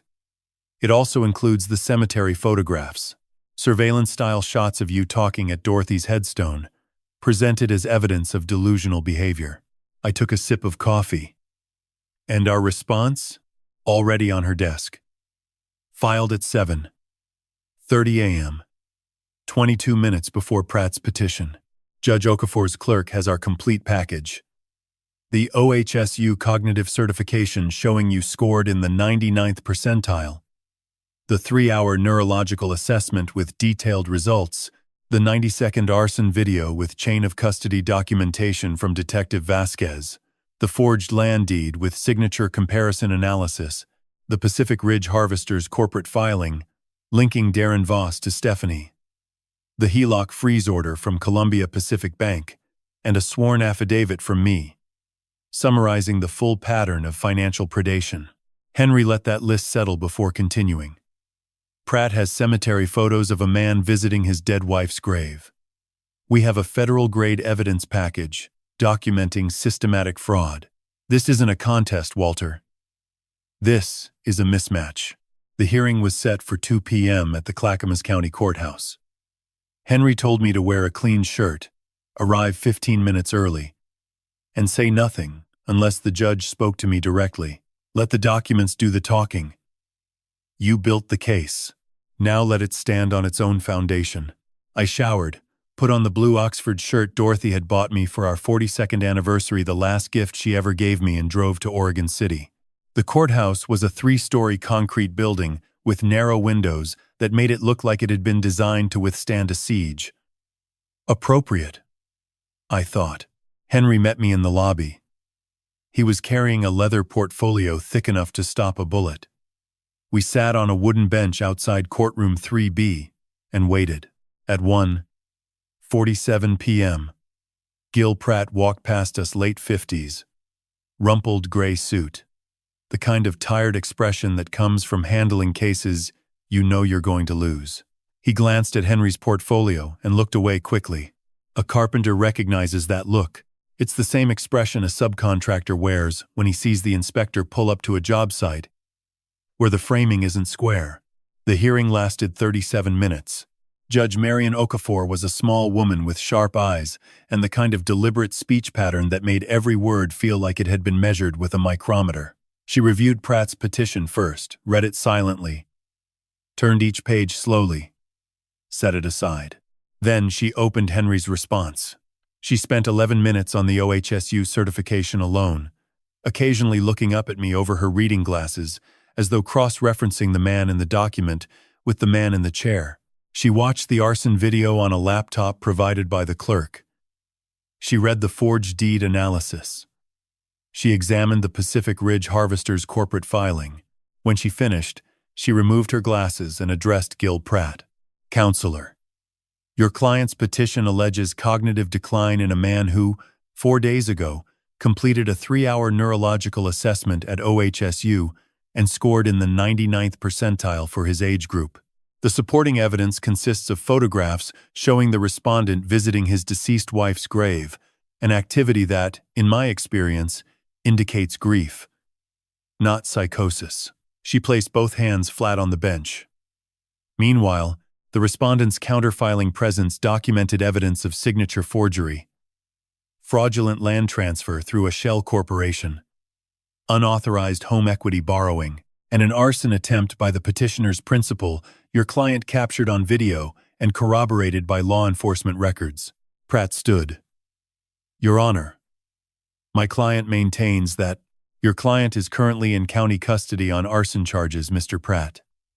His petition asks this court to place the victim of his alleged crimes under his legal control. She let that sentence fill the courtroom the way smoke fills a closed room slowly. Completely. The petition is denied. Additionally, I am issuing a protective order barring Marcus David Thornton from contacting Walter James Thornton by any means, and from approaching the Thornton property within a radius of 500 feet. This order is effective immediately and remains in force pending the outcome of criminal proceedings. She signed the order. The clerk stamped it. 37 minutes. That was all it took for the structure Marcus had spent months building to collapse under the weight of its own fraud. Henry and I walked out of the courtroom into the hallway. He didn't smile. Henry wasn't a man who celebrated mid-construction, but he allowed himself a single nod. Phase 1 is complete. The conservatorship is dead, and the protective order gives you legal insulation. Phase 2 starts now. I asked what Phase 2 looked like. Darren Voss. Agent Dunn called me this morning while you were driving here. The FBI has subpoenaed Pacific Ridge Harvester's bank records from Nevada. They've also pulled the recorded phone call from county holding Marcus to Stephanie, 4:11 a.m., 7 minutes. Dunn wouldn't tell me what's on it, but she described it as significant. He adjusted his portfolio under his arm. We should know more within 48 hours. In the meantime, I want you to do something. What? Go to the pawn shop. The one from the photograph where your blueprint was listed for $50. Buy it back. Bring the receipt. That receipt proves Marcus disposed of your property without authorization, and it establishes a direct chain from theft to sale. It's a small piece, but small pieces hold structures together. I drove to Foster Road. The pawn shop was called Second Chance Trading, a name that felt like either an insult or a prophecy, depending on which side of the counter you stood on. The building was a single-story cinder block rectangle with barred windows and a hand-painted sign that had seen better decades. Inside, it smelled like dust, old electronics, and the particular sadness of objects separated from the people who once valued them. The blueprint was in a flat file behind the counter, between a stack of framed concert posters and a rolled nautical chart. The clerk, a young man with a beard and a patient expression, found it by the inventory tag number I'd memorized from the photograph Marcus had texted. He unrolled it on the counter. There it was. 23 years of careful storage, reduced to a pawn shop curiosity. The paper was slightly yellowed at the edges, but structurally sound good quality vellum, the kind architects used before everything went digital. My drafting lines were still precise. The floor plan of the farmhouse, every dimension noted in my hand, every load calculation written in the margin, and in the lower right corner, in Dorothy's handwriting, 3 words in blue ink. Our forever home. I paid $50. The clerk gave me a receipt printed, time-stamped, itemized. I folded it once and placed it in my shirt pocket, next to my heart, next to the anniversary shirt Dorothy had chosen. The blueprint went into the truck, flat on the passenger seat, held in place by the same hands that had drawn it 23 years ago. I sat in the parking lot for 2 minutes, engine running, looking at Dorothy's handwriting through the vellum. Then I drove home. There was still a barn to restore, a pegboard to refill, and a life to rebuild from the studs out. But the foundation was holding, and that is always where you start. 2 days passed. I spent them the way a carpenter spends time between projects, restoring order, assessing damage, making lists. I scrubbed the gasoline stain from the northwest cedar, siding with trisodium phosphate and warm water, working in slow vertical strokes, always with the grain, never against it. The stain faded from dark amber to a ghost-pale shadow that would vanish after a few rains. The forced side door I reeing on new hingus, shimming the frame where Marcus had splintered the jamb. 2 dovetail drawers had split along the grain white oak, doesn't forgive violent handling, and I set them aside for regluing. The pegboard remained empty. 47 hooks holding nothing. I'd started a list of missing tools on a yellow legal pad. The black walnut chisel from my father, Dorothy's 1947 Stanley No. 5 block plane with the rosewood knob. The Japanese pull saw from Kyoto, my grandfather's maple folding rule, the timber framing chisels from the blacksmith in Bend. 41 items. Each described, valued, provenance recorded. Henry said the list would matter when restitution was calculated. Every empty hook was testimony. Saturday morning, 9:14 a.m., Henry called. His voice carried the focused gravity of a man who has opened a load-bearing wall and found exactly what he expected inside. Agent Dunn released a summary of the recorded call. Marcus to Stephanie. County holding. 4:11 a.m. The night of the arson. I can't play it, it's under federal seal, but Dunn read me the relevant portions. Walter, you need to hear this. I sat on the workbench. The white oak held me the way it always had. Marcus opens panicked. Tells Stephanie the gasoline didn't work. The rain came. The police came. Stephanie's first response, her very first words, are not about Marcus, not whether he's hurt. She says, "Did they find the key? Did you get the safe deposit box key before they got there?" Henry let 3 seconds pass. Her second statement. Call Darren. Tell him to move the Pacific Ridge account to the offshore before Monday. Use the Cayman routing number. Marcus says he only gets 1 call. Stephanie says, "Then I'll call him. What's the account access code?" Marcus gives her a 9-digit number. Dunn has it. I closed my eyes.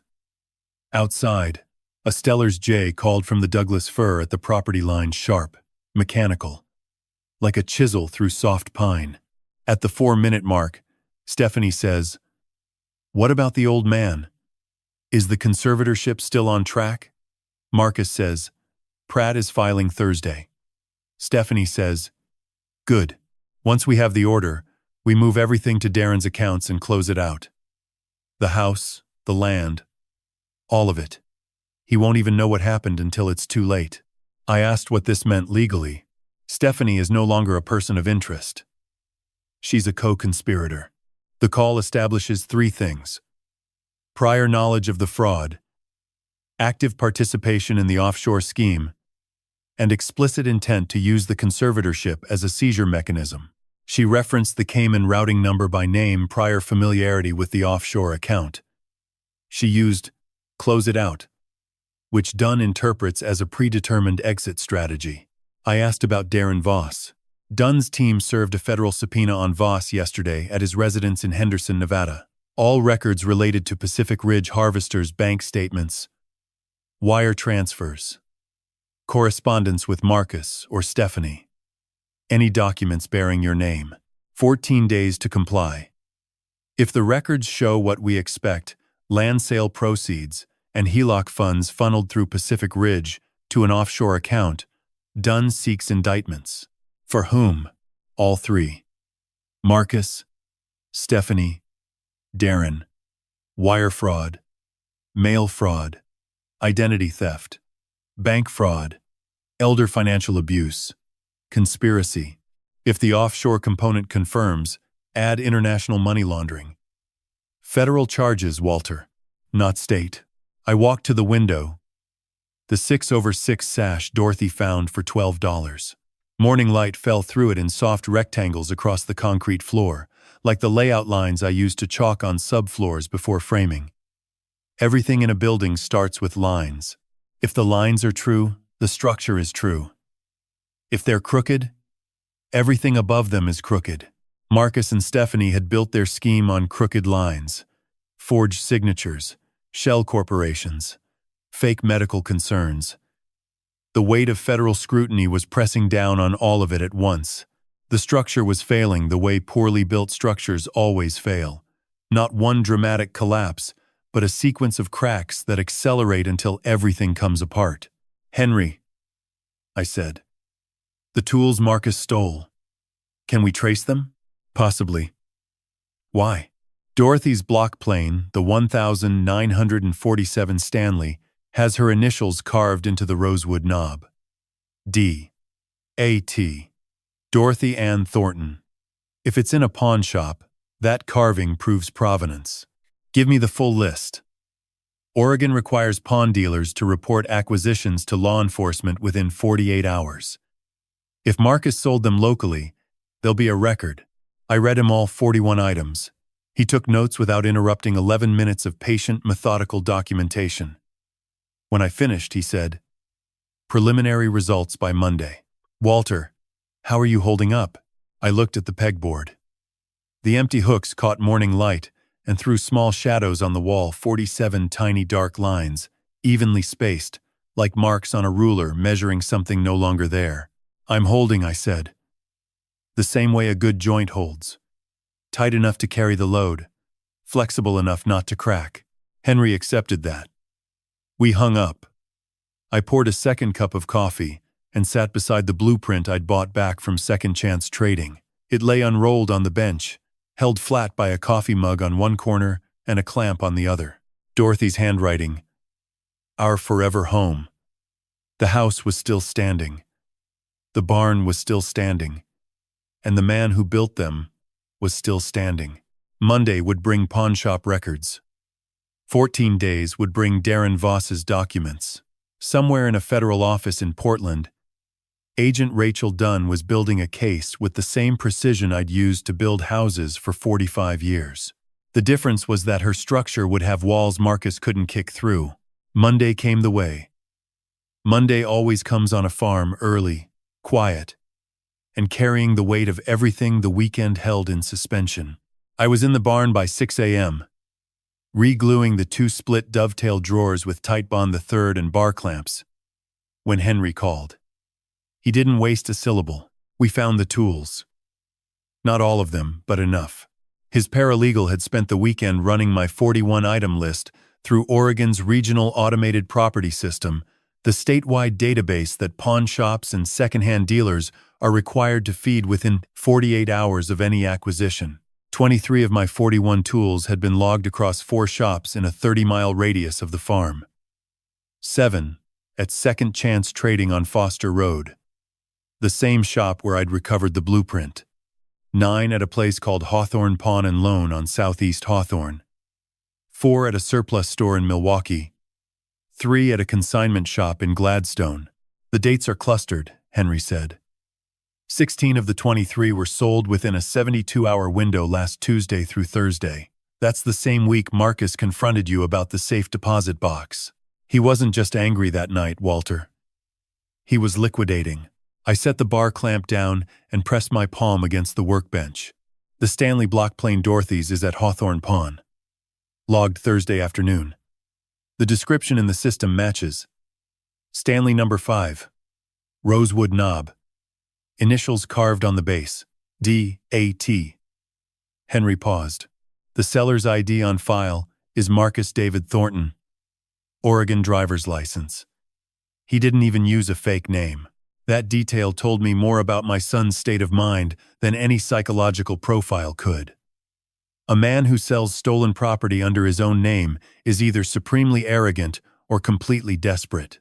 Marcus, I suspected, had become both the arrogance of a man who believed his father was too old to notice, collapsing into the desperation of a man who realized the old man had noticed everything. "Can we recover them?" I asked. "Yes, but through law enforcement, not directly. I've forwarded the RAP's data to Detective Vasquez and Agent Dunn.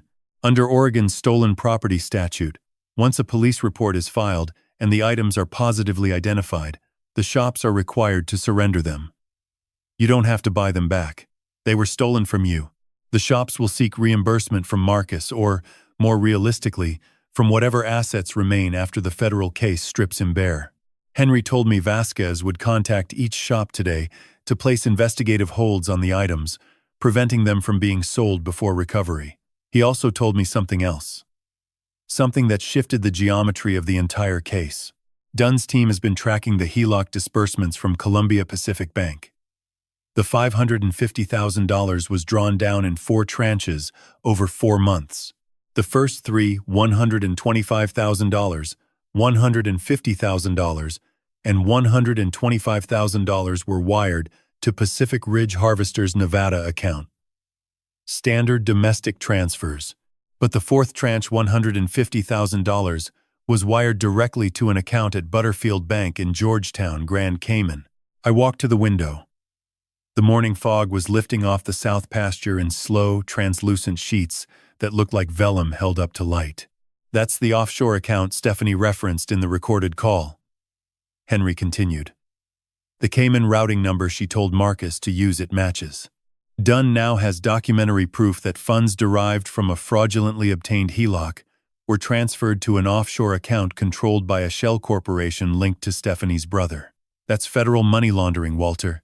Title 18, Section 1956. Up to 20 years per count." I let the numbers settle. $550,000 stolen from my house.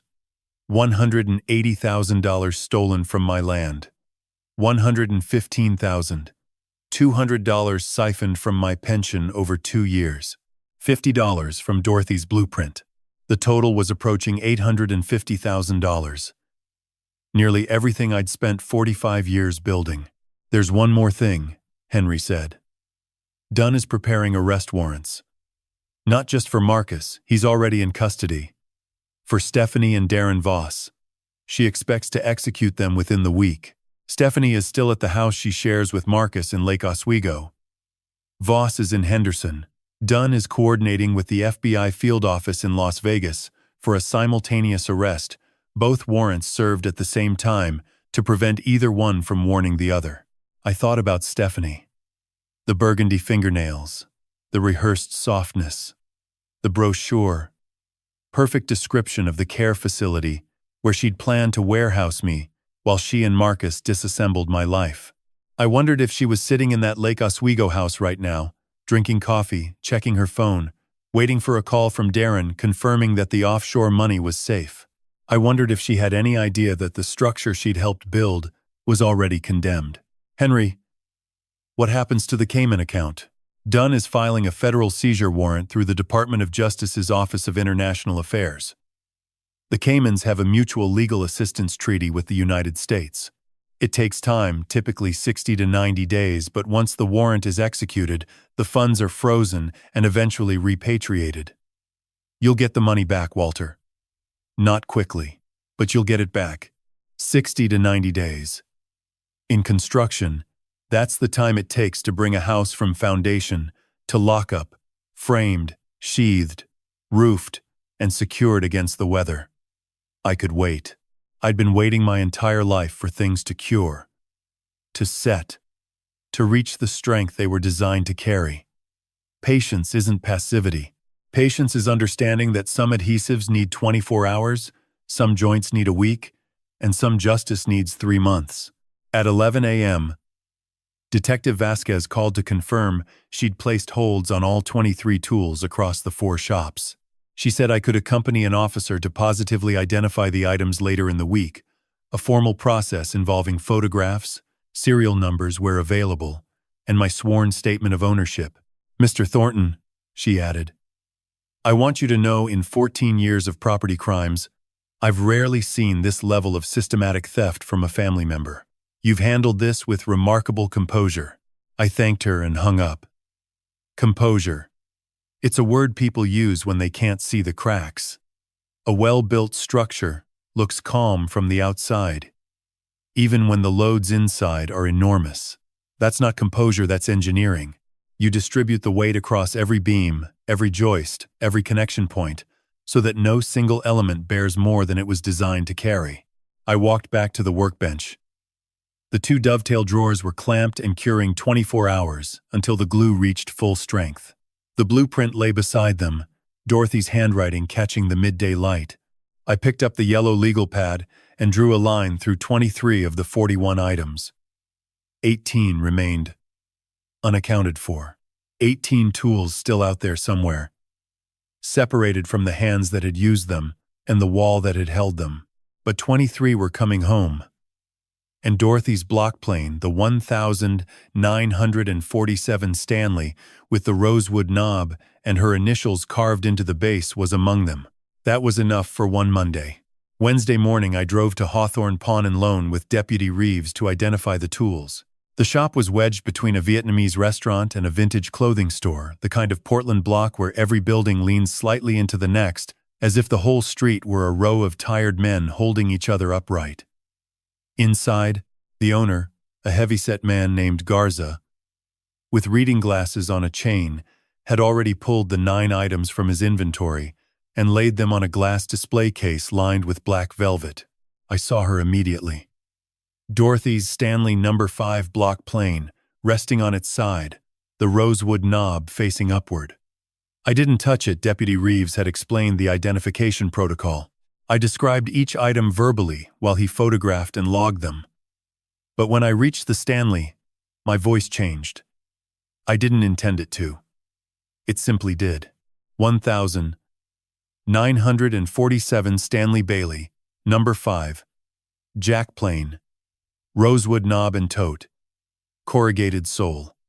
On the underside of the knob, hand-carved initials, D.A.T., Dorothy Ann Thornton. My wife carved those initials the day I gave her the plane as an anniversary gift in 1989. She used a 1/16" V-gouge. Deputy Reeves turned the plane over.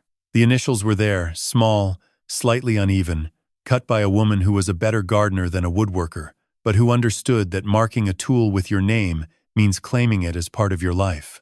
Reeves photographed the initials from 3 angles and noted the description in his report. We repeated the process for all 9 items. Then we drove to the other 3 shops, Second Chance Trading, the Milwaukee Surplus Store, the Gladstone Consignment Shop. By 2:15 p.m., I had positively identified all 23 tools, each one documented, photographed, and placed under investigative hold pending formal recovery. Reeves told me I'd likely have them back within 2 weeks, once the DA's office processed the property release paperwork. 23 out of 41. More than half. I'd take it. At 4:47 p.m., Henry called. His voice had the precise, controlled quality of a man reading from notes he'd just finished writing. It happened this morning. Simultaneous. 6 a.m. Pacific, 9 a.m. Eastern. Agent Dunn served the arrest warrant on Stephanie at the Lake Oswego house. FBI Las Vegas served Darren Voss at his residence in Henderson at the same moment. Neither had time to contact the other. I sat down on the porch step.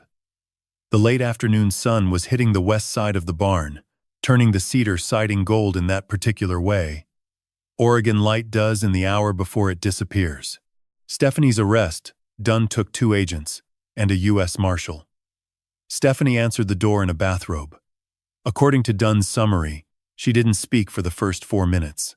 No questions, no protests. She just stood in the doorway, processing what was happening. Then she asked a single question. Did Marcus talk? Dunn declined to answer. Stephanie was read her rights, handcuffed, and transported to the Federal Detention Center in Sheridan. I asked about Voss. Different reaction entirely. Voss attempted to close his laptop. When agents entered, they had a no-knock warrant based on risk of evidence. Destruction. The laptop was seized before he could shut it down. Dunn tells me the hard drive contains extensive correspondence between Voss, Marcus, and Stephanie, dating back 14 months. Emails, text message backups, spreadsheets, tracking fund transfers, and this is critical scanned copies of your forged signatures alongside what appear to be practice attempts. Someone was learning to forge your handwriting, Walter. Multiple drafts, like a student practicing penmanship, practice attempts. I thought about that the way a carpenter thinks about termite. Damage the slow, hidden destruction that happens behind walls you trust. Someone, Marcus or Voss or both, had sat at a desk with samples of my handwriting and practiced duplicating it the way you'd practice a dovetail joint. Cut, compare, adjust, cut again. My signature, the mark I'd put on contracts and deeds and checks for 50 years, reduced to a forgery exercise. The laptop also contains records of 3 additional wire transfers we didn't know about, Henry continued. 2 to the Butterfield bank account in Grand Cayman, $75,000 and $40,000. Both drawn from the Pacific Ridge Harvesters Nevada account, and 1 to an account in Belize, $25,000, sent 6 weeks ago. Total offshore transfers now confirmed, $290,000. I did the arithmetic, the way I calculate lumber quantities automatically, without reaching for a calculator. $550,000 HELOC. $180,000 land sale. $115,000. $200 pension, siphoned over 2 years. $290,000 confirmed offshore. The numbers overlap. The offshore funds were derived from the HELOC and land sale. But the total amount extracted from my estate was now approaching $850,000. And the $290,000 sitting in Caribbean bank accounts represented money that had crossed international borders through fraudulent wire transfers. Each transfer was a separate federal count. What are the charges? I asked. The indictment was unsealed this morning. 12 counts for Marcus. Wire fraud, bank fraud, identity theft, mail fraud, elder financial abuse, arson, forgery, and conspiracy. 9 counts for Stephanie. Wire fraud, bank fraud, conspiracy, money laundering, and elder financial abuse. 7 counts for Darren Voss. Wire fraud, money laundering, conspiracy, and receiving stolen property through a fraudulent conveyance. 28 federal counts across 3 defendants.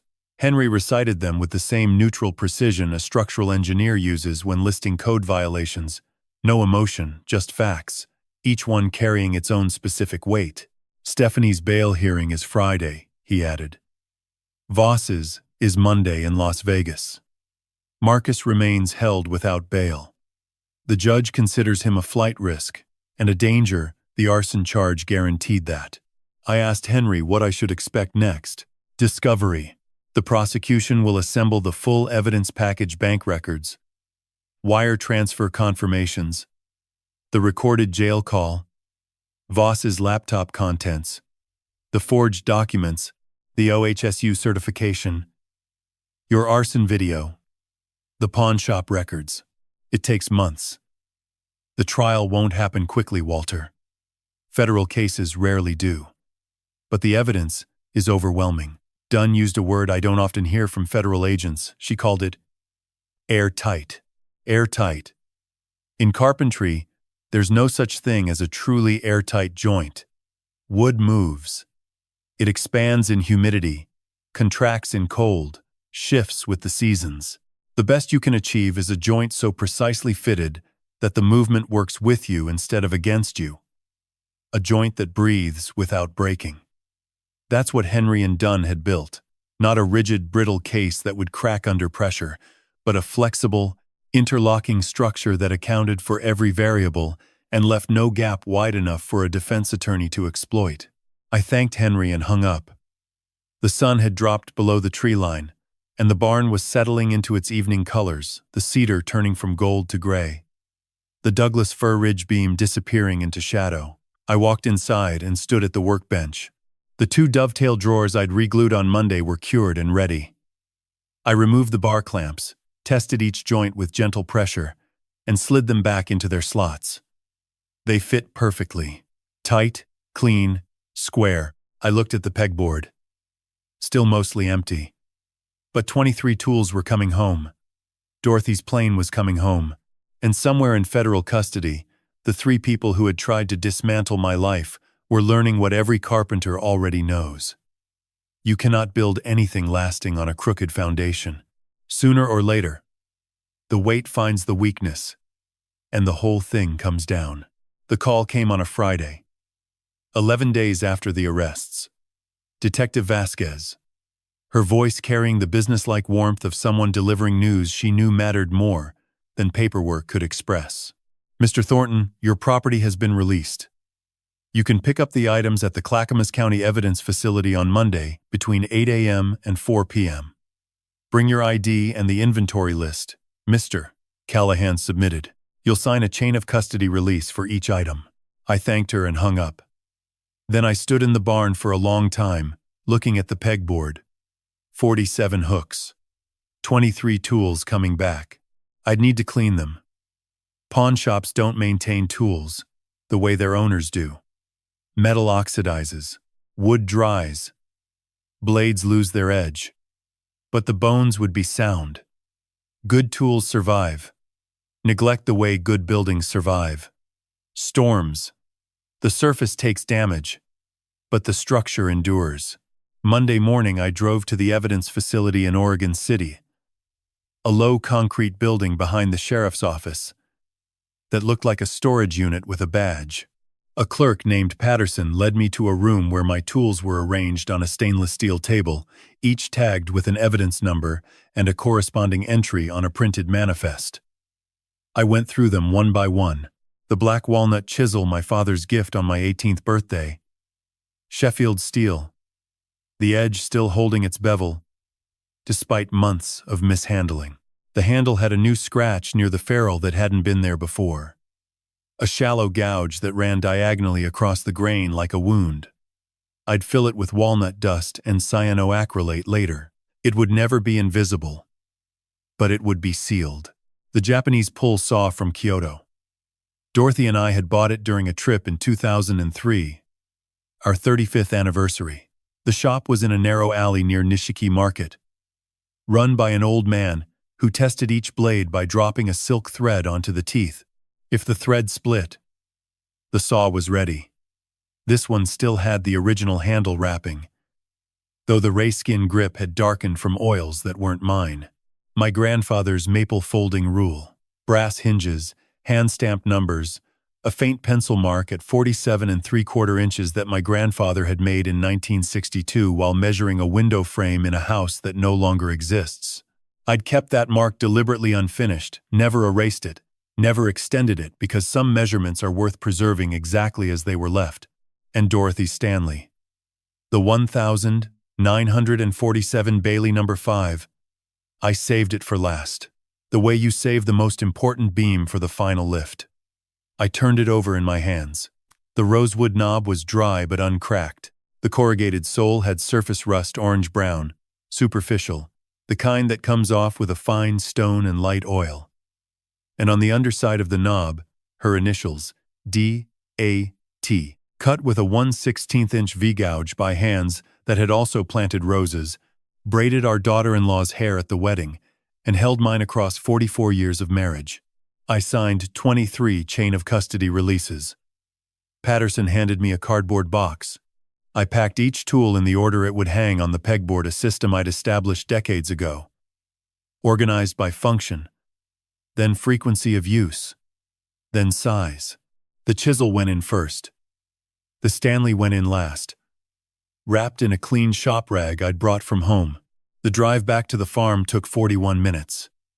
I carried the box into the barn. The way you carry a newborn, both arms. Steady pace. No sudden movements. I set it on the workbench beside Dorothy's blueprint and began the restoration. Each tool got the same treatment. Blades were cleaned with mineral spirits, dried, and lightly oiled with camellia oil, a Japanese tradition I'd adopted after the Kyoto trip. Wooden handles were wiped with boiled linseed oil, one thin coat, left to penetrate for 20 minutes, then buffed with a cotton cloth. Metal surfaces were checked for pitting, straightened where necessary, and honed on a series of waterstones. 1,000 grit, 4,000, 8,000 until the edge reflected light like a mirror. The Stanley took the longest. I removed the blade, flattened the back on the 1,000 grit stone, then worked through the progression until the bevel was sharp enough to shave end grain without tearing. I oiled the rosewood knob and tote with a mixture of linseed and beeswax, rubbing it in with my thumb the way Dorothy used to rub lotion into her hands on winter mornings. The wood drank the oil and darkened slightly, the grain coming alive the way grain always does when you feed it what it needs.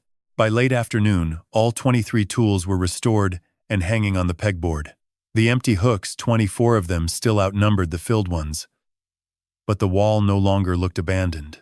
It looked like a project in progress, which is what every honest workshop looks like.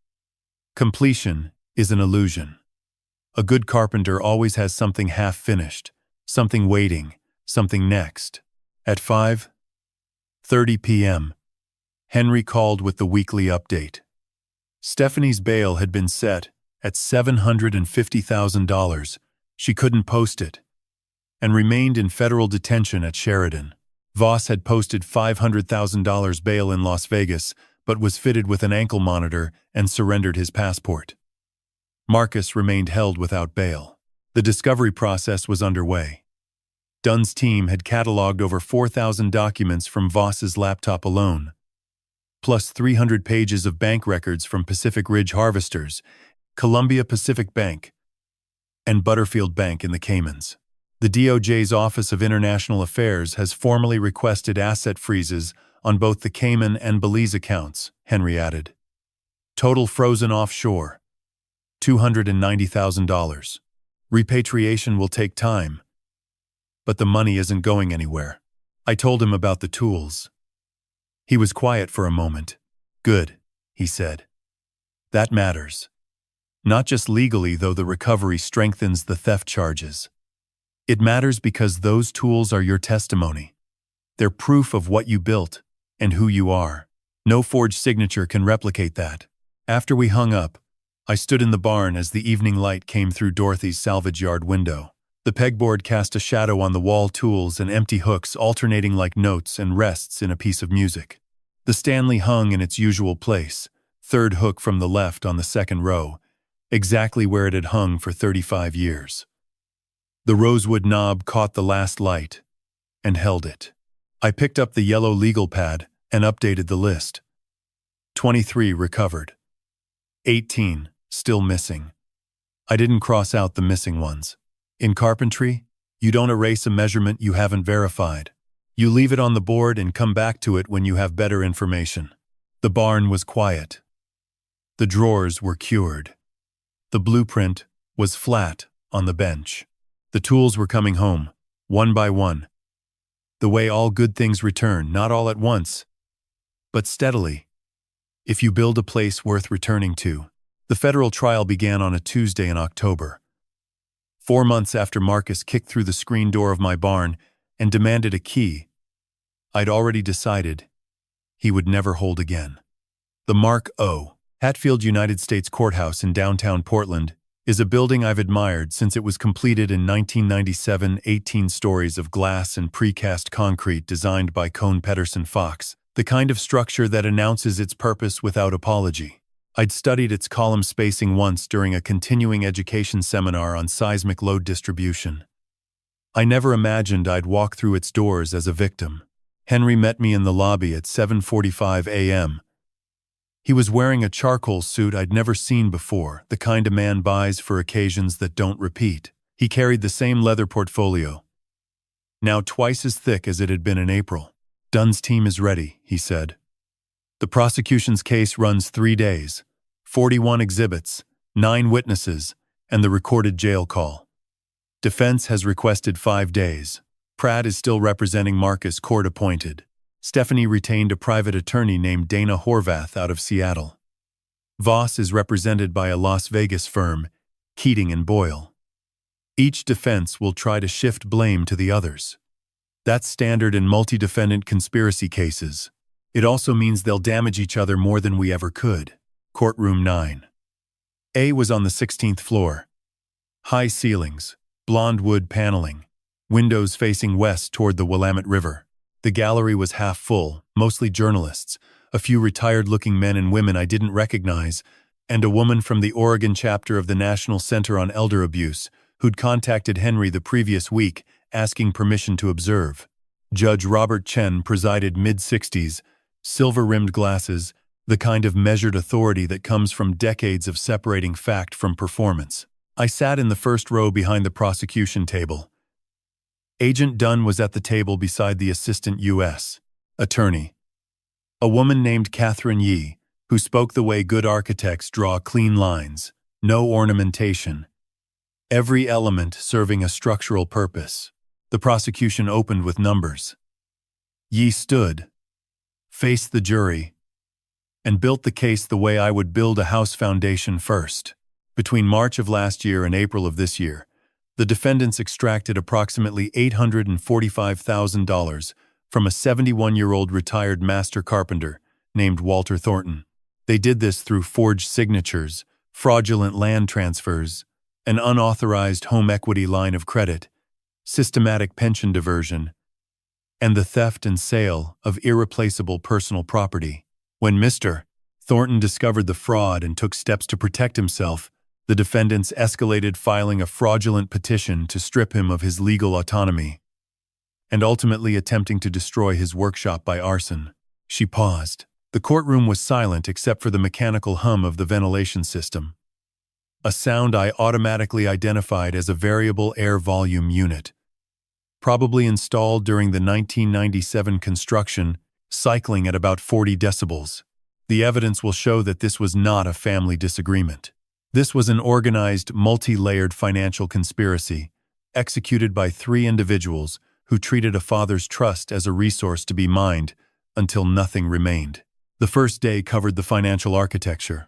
Yee walked the jury through the forged land deed, the Pacific Ridge Harvesters Shell Corporation, the HELOC application with the fabricated signature, and the 4 wire transfer tranches, 3 domestic, 1 to the Cayman Islands. She projected the forged signatures beside my authentic ones on a courtroom screen. The difference was obvious even from the gallery. My handwriting is precise, angular, the product of decades of technical drafting. The forgeries were loose, rounded, hesitant.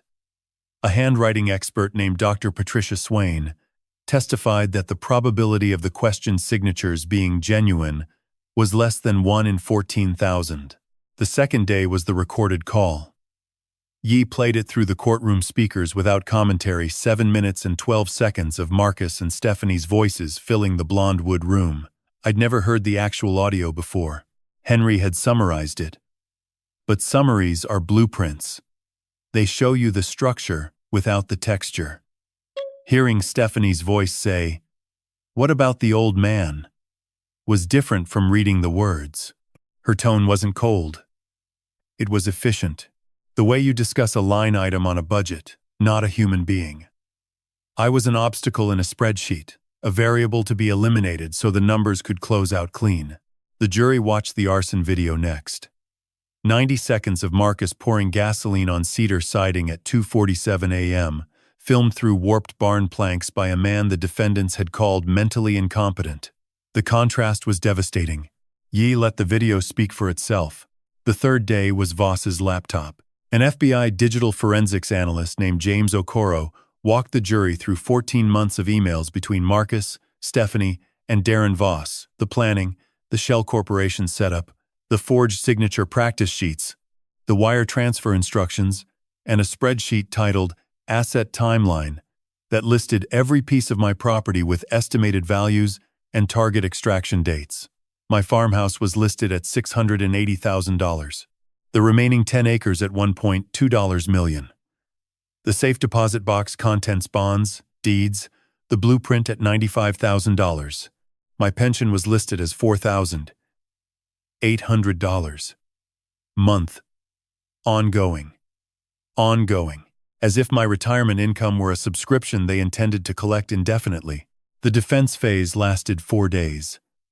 Pratt argued Marcus had acted under Stephanie's influence.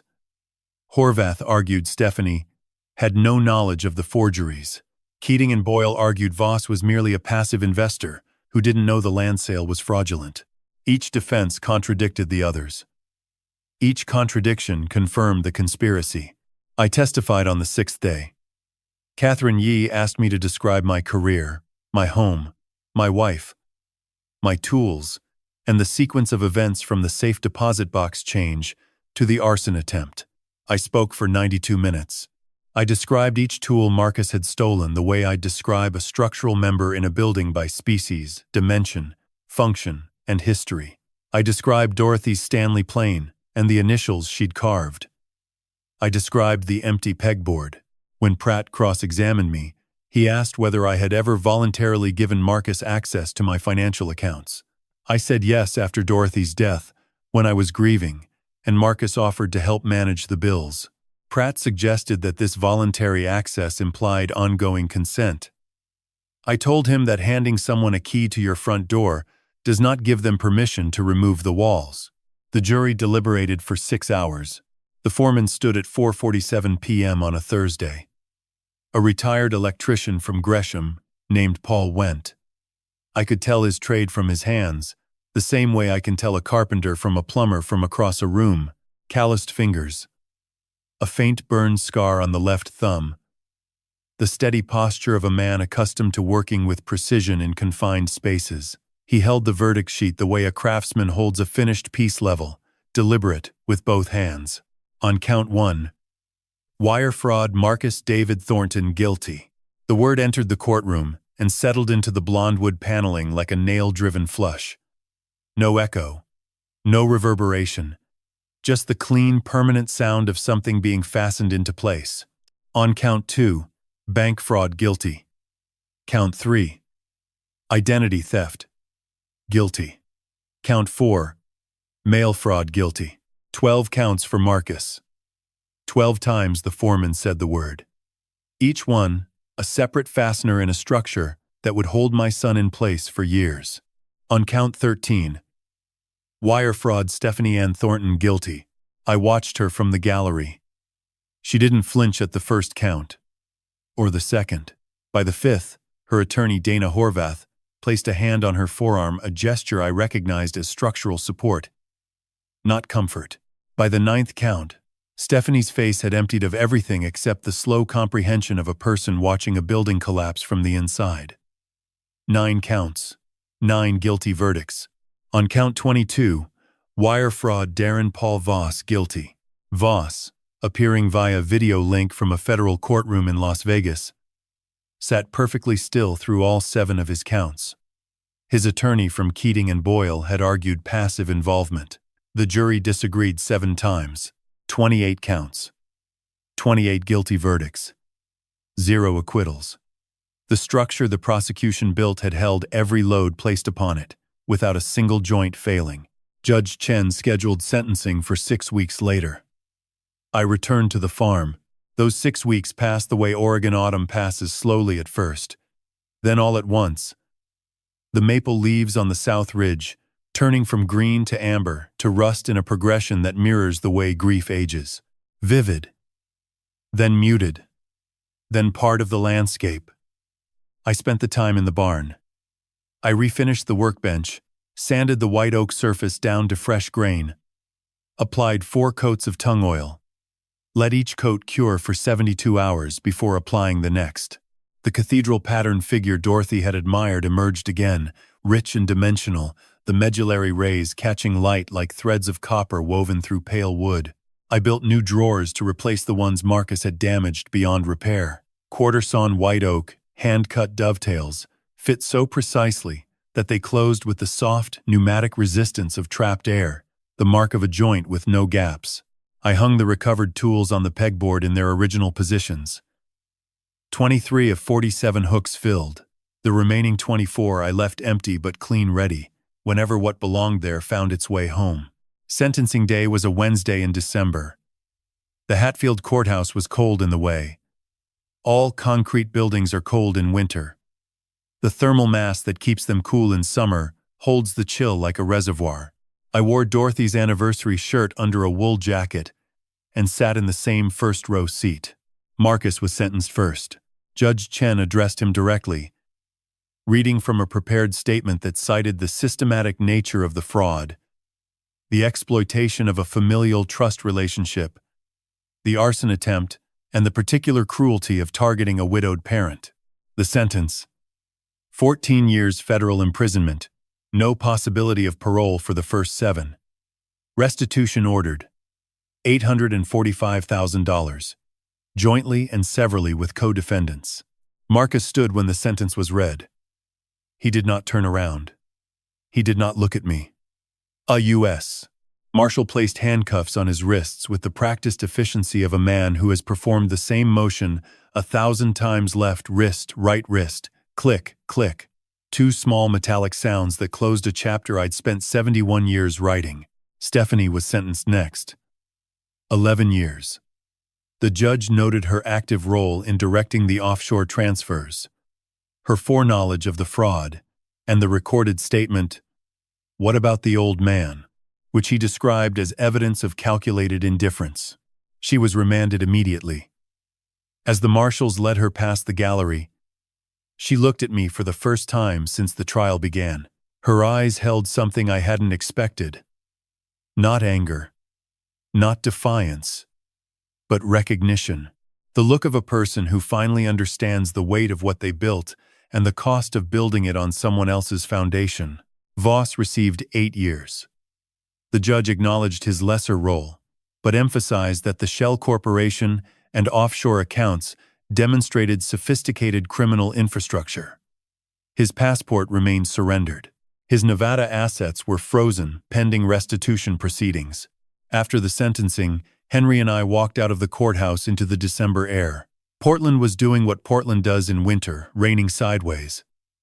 The kind of cold, horizontal rain that finds every gap in your jacket, the way water finds every crack in a roof. We stood under the overhang near the entrance. "It's done," Henry said. I looked at the city through the rain. The buildings across the street, a mix of old brick and new glass, stood the way buildings stand in any weather, by virtue of their engineering, not their appearance. Some were beautiful, some were ordinary.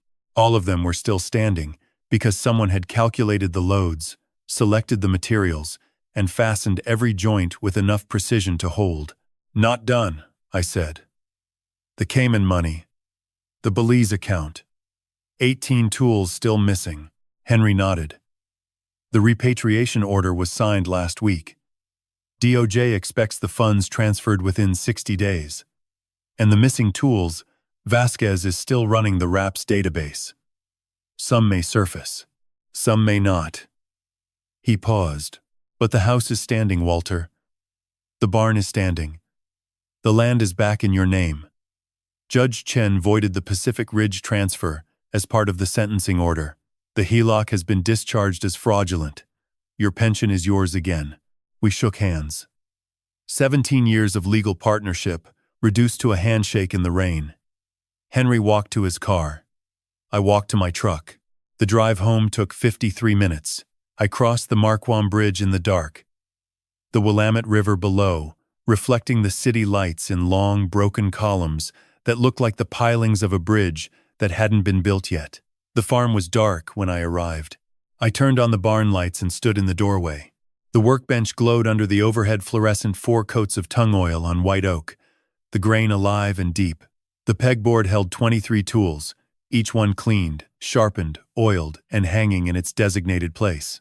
Dorothy Stanley occupied the 3rd hook from the left on the 2nd row, the rosewood knob catching the light the way it had for 35 years. The blueprint lay flat on the bench. Held by the same coffee mug and clamp, Dorothy's handwriting still legible in blue ink. "Our forever home." I picked up the black walnut chisel, my father's gift. Sheffield steel. The scratch near the ferrule now sealed with walnut dust and cyanoacrylate. I turned it in my hand. The weight was the same. The balance was the same. The edge, freshly honed on an 8,000 grit Waterstone, was sharper than the day my father handed it to me in 1971. I set the chisel on the bench beside the blueprint. Two objects from two people who had loved me without conditions, without spreadsheets, without exit strategies. A tool and a drawing. A father's gift and a wife's handwriting.